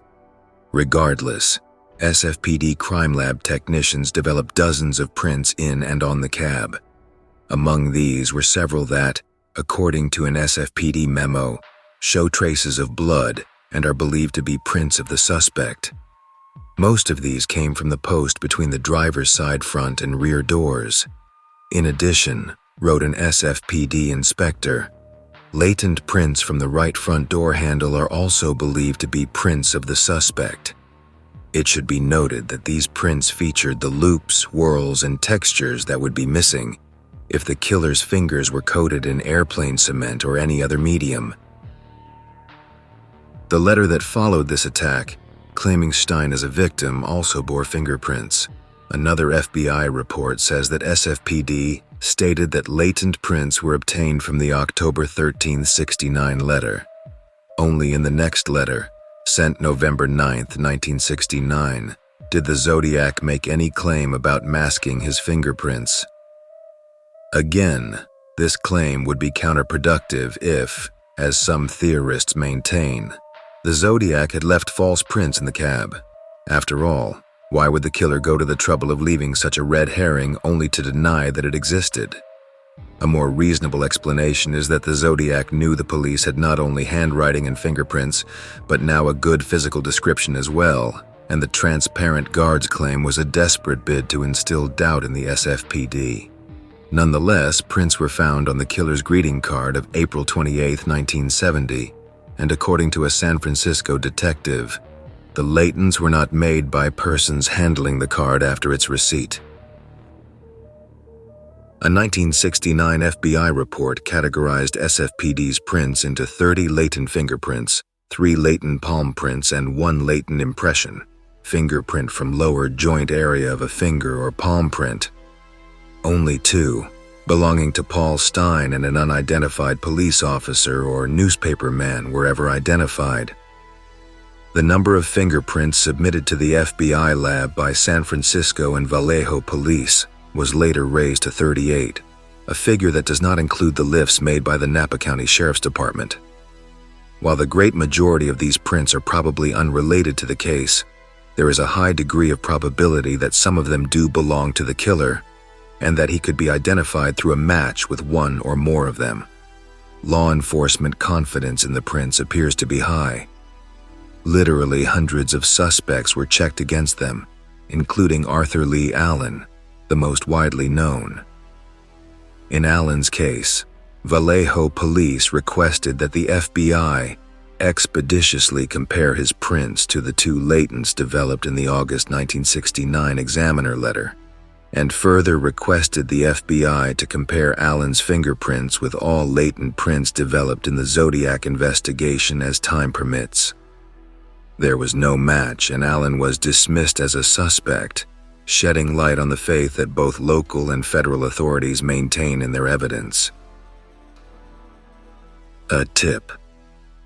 In the years since Robert Graysmith's seminal book Zodiac touted Robert Hall Starr as the top suspect in the unsolved murders of 5 San Francisco Bay Area residents, it has become increasingly difficult to discuss the Zodiac case without also discussing Arthur Lee Allen. Allen, the Vallejo resident and convicted fiddler who served as the inspiration for the pseudonymous Starr, died in 1992 under a cloud of speculation that he was the notorious serial killer who put 5 bullets in the back of a teenage girl as she ran for her life. He was never charged for those murders, however, and despite the best efforts of some investigators, not a single piece of evidence was ever developed that could tie him to the Zodiac crimes. In fact, Allen's alleged links to the case have been found time and again to be false, coincidental, or attributable to Allen's deviant personality. Arthur Allen first came to the attention of the Vallejo Police Department in early October 1969, though the circumstances of his candidacy are unclear. Detective John Lynch's first and only report on Allen does not mention how Allen became a possible suspect, but a cursory look at VPD reports from the time shows that even the shakiest accusations were considered grounds for a police interview in conjunction with the murders of Betty Lou Jensen, David Faraday, Darlene Ferrin, and Cecilia Shepard. Donald Cheney. Cheney, who had been friends with Allen for years until he moved to Southern California, told the detectives that he and Allen had had a conversation in Allen's Fresno Street basement in December 1968 that started on the topic of recreational hunting, but soon took a turn for the bizarre. Allen brought up Richard Connell's classic short story, The Most Dangerous Game, the tale of a mad count that hunts shipwrecked travelers on his private island for sport, which has been published in dozens of fiction anthologies and is popular at the grade school level. Allen is said to have greatly enjoyed the story and allegedly identified with the count. After broaching the idea of hunting humans, Allen is said to have given a hypothetical account of how he would commit a series of murders in lovers' lanes. He allegedly described how he would use a revolver or pistol with a flashlight attached to the same for illumination and an aiming device, and would walk up and shoot people. Allen also talked about shooting the tires of a school bus and picking off the little darlings as they came bouncing off the bus, and went on to say that he would send harassing notes to the police.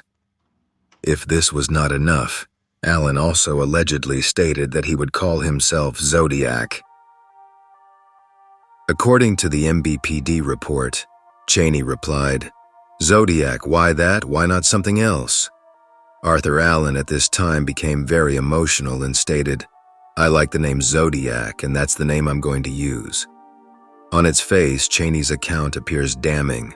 After all, if Allen made these comments in December 1968, then he had displayed knowledge of the Lake Herman Road murders that no one but the Zodiac would have until August 1969. The Zodiac's threat to shoot at a school bus did not come until even later, in October of that year.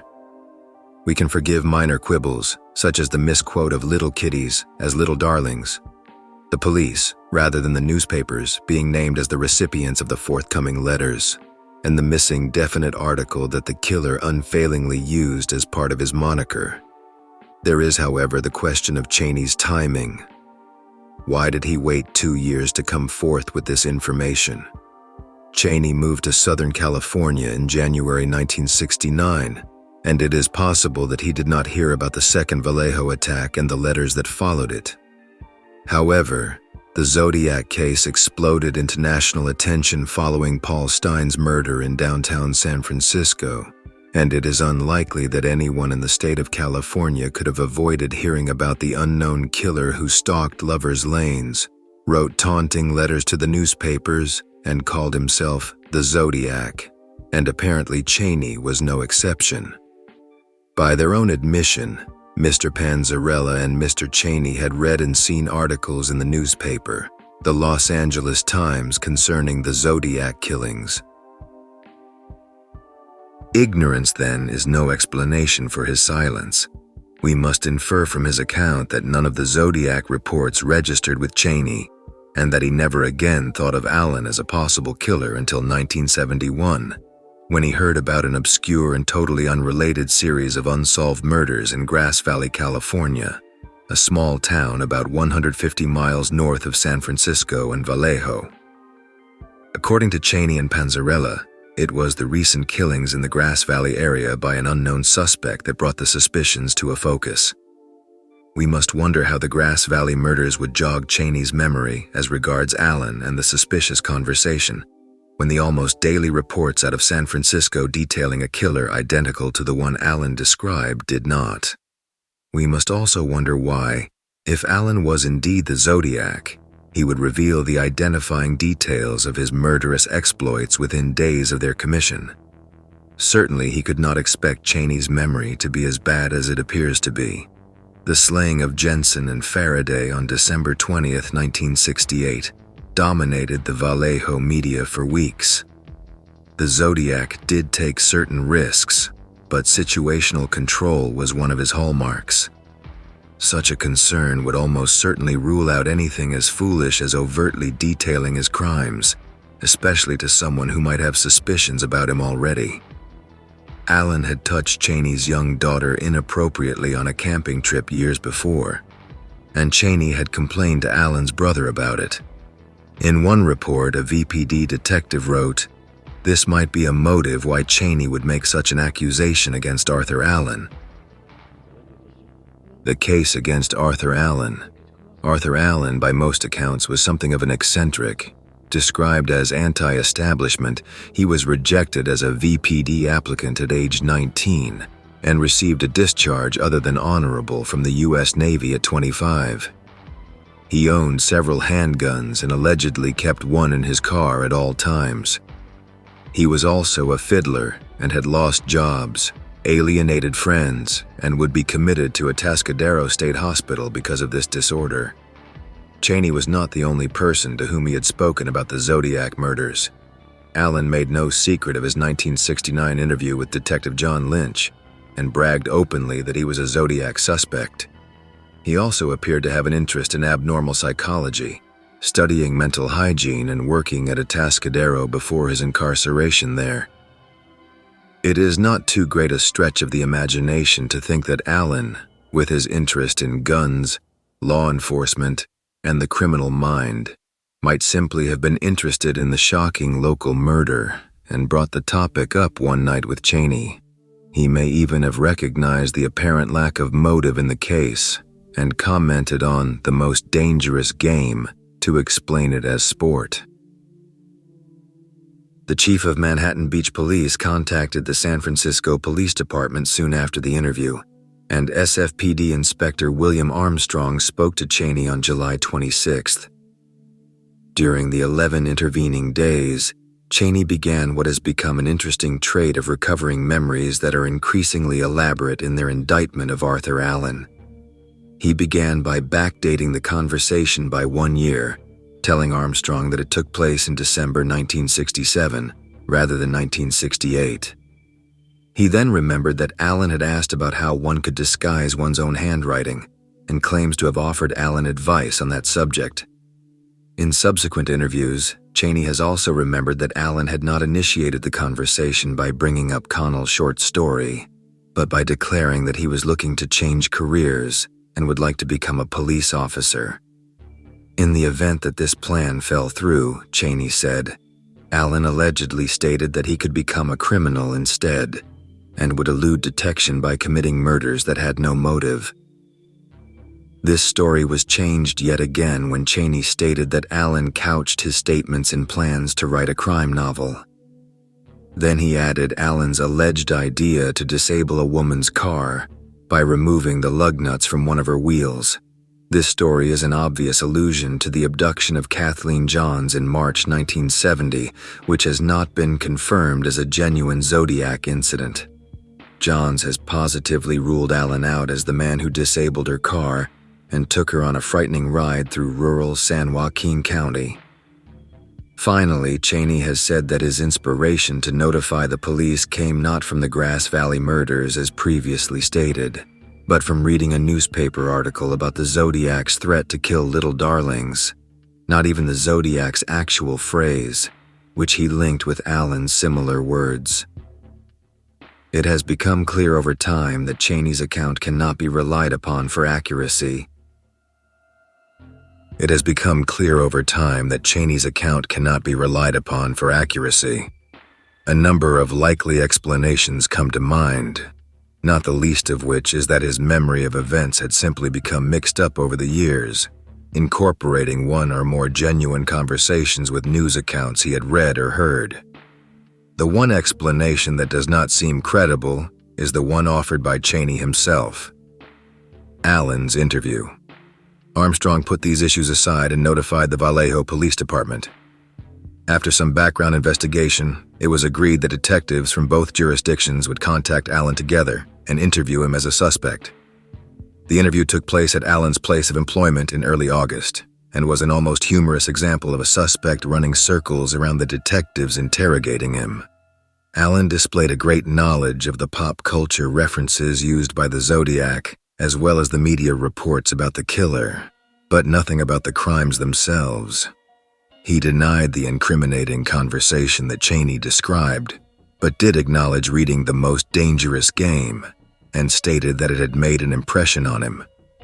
He offered an alibi for his whereabouts on the day of the Lake Berryessa attack in the form of a serviceman from Treasure Island. This may have been an oblique reference, lost on the investigators, to the 1933 film Charlie Chan at Treasure Island, in which the Chinese detective matches wits with a San Francisco villain named Dr. Zodiac. He claimed to have spoken with his neighbor Mr. White upon returning home that afternoon, a possible reference to Ranger William White, who had appeared on television the day after the Lakeside murder to discuss the crime scene. Allen also mentioned the 2 knives I had in my car with blood on them, without any prompting from police.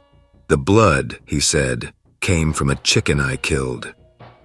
There has been speculation that this is a reference to Brian Hartnell's words just before he was brutally stabbed by the Zodiac. According to Ranger White's statements, quoted liberally by the local media, Hartnell asked to be stabbed before his friend because he was chicken and couldn't bear to see her in pain. It has become clear with the declassification of Napa police reports that these were not Hartnell's words, and that they were attributed to him for the media's benefit. Finally, when asked for his whereabouts in October 1966, Allen responded, "You mean about the Riverside killing?" Had this statement come any time before November of 1970, it may have carried weight as evidence, but the Riverside murder of Cherry Joe Bates had been linked to the Zodiac for almost a year and made front-page news around California when the story broke. The detectives commented on Allen's wristwatch at some point during the interview. It was an expensive Seawolf model, made by the Swiss manufacturer Zodiac, whose logo is a crossed circle. Allen responded that he received it as a gift in the summer of 1969. Allen's brother was later asked about it and said that his mother gave it to him for Christmas in 1967. In a parting shot at the detectives and police in general, Allen stated with doubtless irony that he wished the time would come when police were no longer referred to as pigs. The Zodiac had used the epithet on occasion, notably in his 7-page letter of November 1969, and it was dutifully publicized by the San Francisco Chronicle on November 12, 13, and 26, garnering front-page status twice. In every case, Allen can be seen to exploit the media reports of the crimes and letters in an effort to tease his interviewers. While this behavior and the taunting letters that the Zodiac sent to the newspapers have been compared, Allen can just as easily be seen to speak from the comfortable knowledge that he would never be tied to the crimes because he was not the killer. Only the brand of Allen's wristwatch suggested knowledge of the Zodiac events before they took place, and even this item was assigned undue suspicion by Allen himself, who told police that he had received it just before the killer took his name.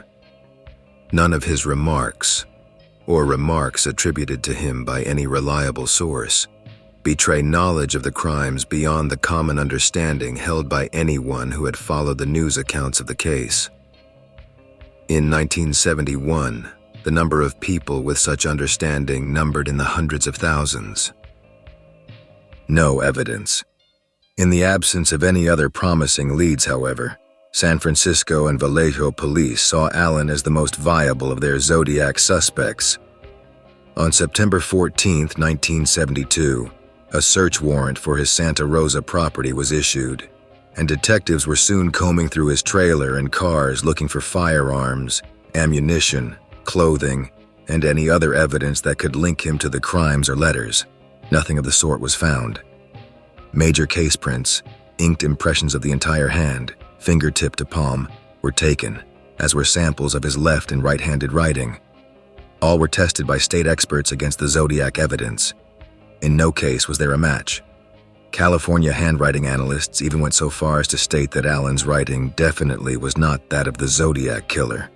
He was given a polygraph test and passed it. The matter seemed resolved until 1986, when author Robert Graysmith leveled his pen at Allen in his groundbreaking case study, Zodiac.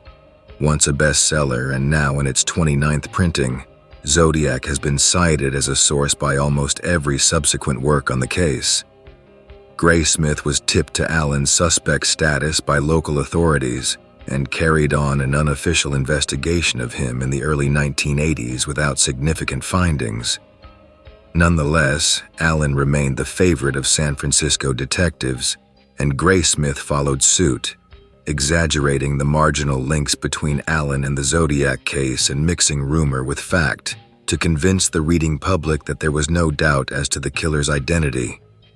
The world knew him as Robert Hall Starr, but to anyone who had met him, there could be no mistaking Allen. In December 1990, when Ralph Spinelli was arrested for armed robbery in Lake Tahoe, Nevada, his bid for leniency included a tip to the Zodiac's identity, none other than Arthur Lee Allen. Facing 30 years in prison, Spinelli claimed that Allen had told him in 1969 that he was going to San Francisco to kill a cab driver.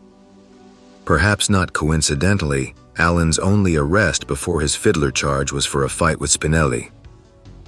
Under pressure following the success of Graysmith's book, and with the knowledge that Allen's Vallejo property had not been searched in 1972, VPD took advantage of Spinelli's negligible tip and searched Allen's Fresno Street basement.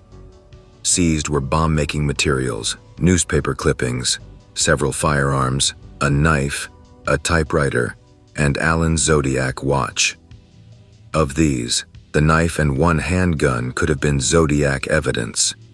It is widely believed that the Zodiac was not responsible for the murder of Cherry Joe Bates or the typewritten confession that followed it, but neither led to charges or an arrest, and it can be assumed that they were unrelated.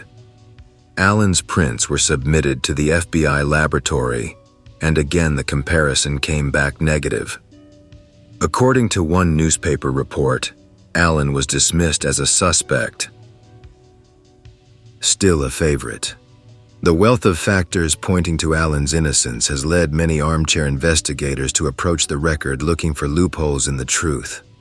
When Allen's fingerprints didn't match the crime scene prints, doubt was cast on their legitimacy, despite law enforcement's confidence in them. When his handwriting didn't match the Zodiac's, a photo enlarger setup was proposed. When Allen passed a grueling 10-hour polygraph test, he was labeled a sociopath who could beat the machine. One wonders what it would take to get around an exclusion based on DNA evidence, should such evidence arise. In proposing incriminating circumstantial evidence, Allen's accusers add their own loopholes. Allen can be placed in Riverside in 1966, but can just as easily be placed in Santa Rosa. Cheney's account is often cited, but not his egregious timing or the numerous changes in his story. Spinelli's story is also given credence, but his acrimonious relationship with Allen, imminent prison time, and 20-year silence are played down. Allen is said to have had access to a car like one seen by a victim.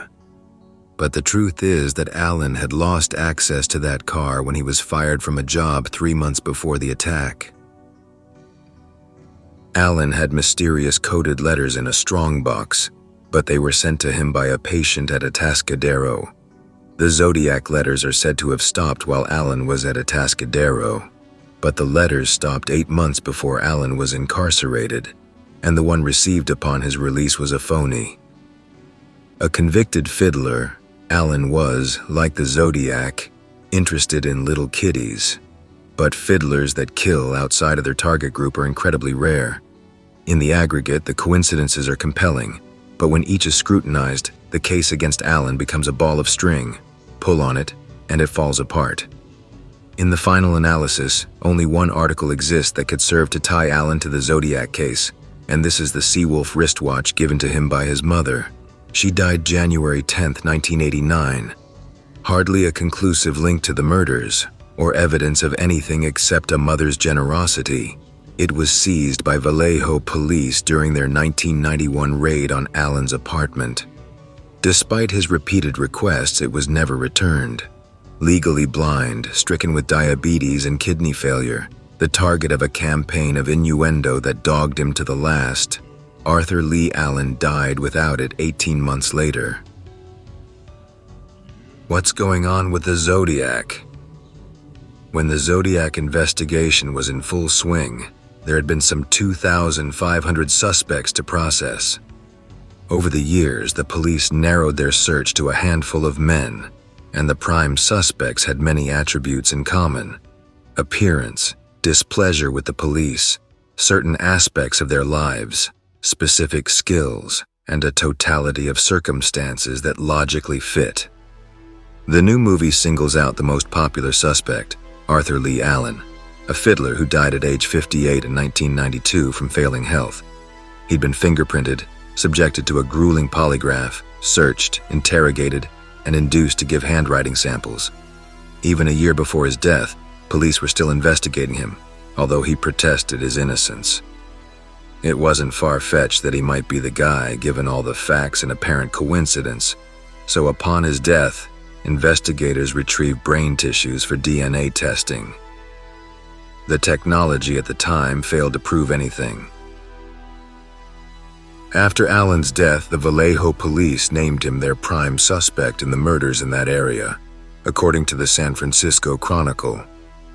They were hopeful when a videotape turned up among Allen's possessions post-mortem, labeled with the capital letters Z, yet it apparently contained no additional evidence against him, just a litany of insults directed at law enforcement.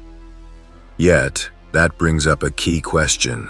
With all the taunting letters and meticulous ciphers that Zodiac sent, why would he simply die and leave nothing behind to show how clever he was?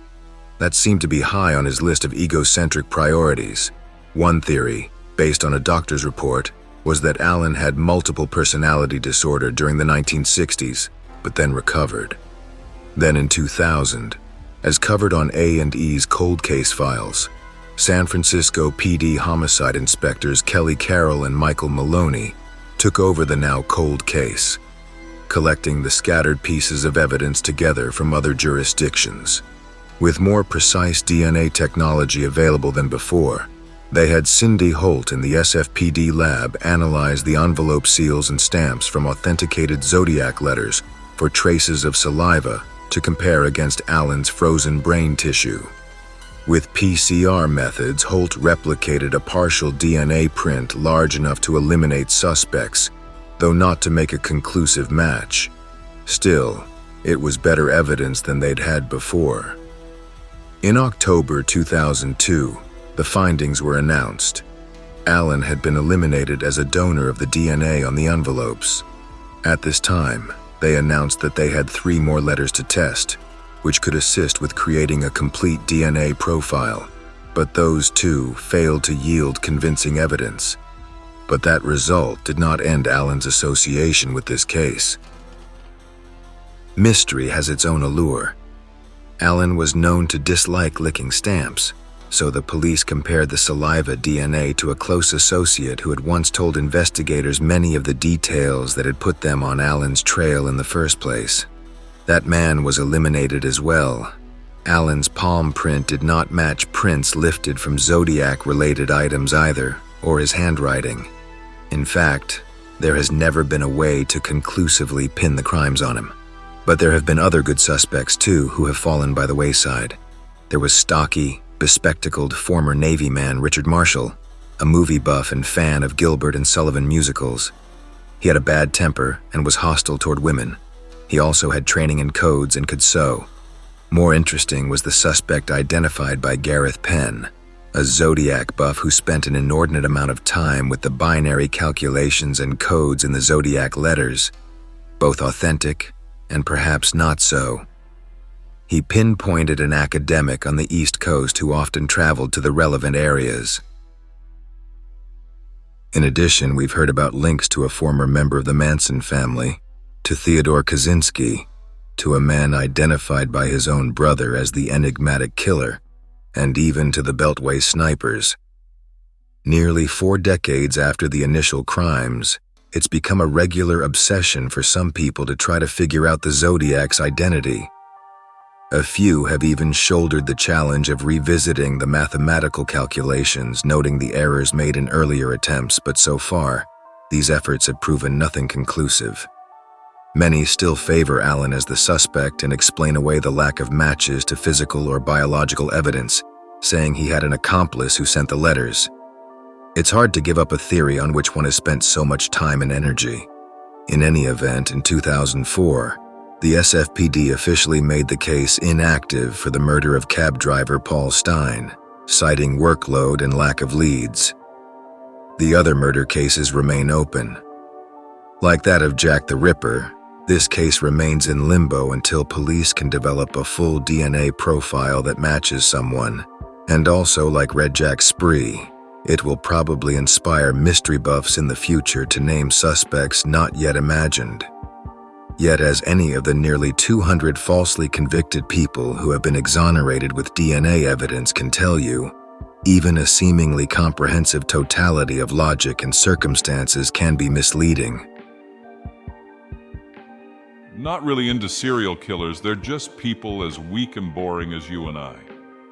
Committing murders is very easy, unless that person is constantly surrounded by other people protecting them or is actively avoiding you. Getting away with it for your whole life is much harder, and if there weren't any repercussions, most people would be either serial killers or victims.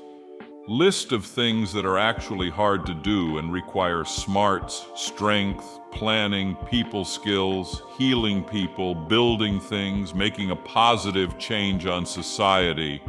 Most serial killers are made to look incredibly smart and fascinating because it's more interesting to people than a random emo guy with anger issues against people or a group of people, some attention seeker desperate for the fear and admiration of the public, someone who wants money but is too dumb to find a successful job, or a deluded man with a fucked up childhood now hearing God's voice in his mind. Okay, that last one is at least somewhat interesting, I guess. Basically, a version of us that has lost control, and we like to imagine that doing whatever we want would make us even more charismatic, badass, and intelligent. I hope that you enjoyed tonight's broadcast. If you enjoyed tonight's story, then please subscribe to the channel as more Greentext will appear daily. A new broadcast will appear when the clock strikes midnight Central Time.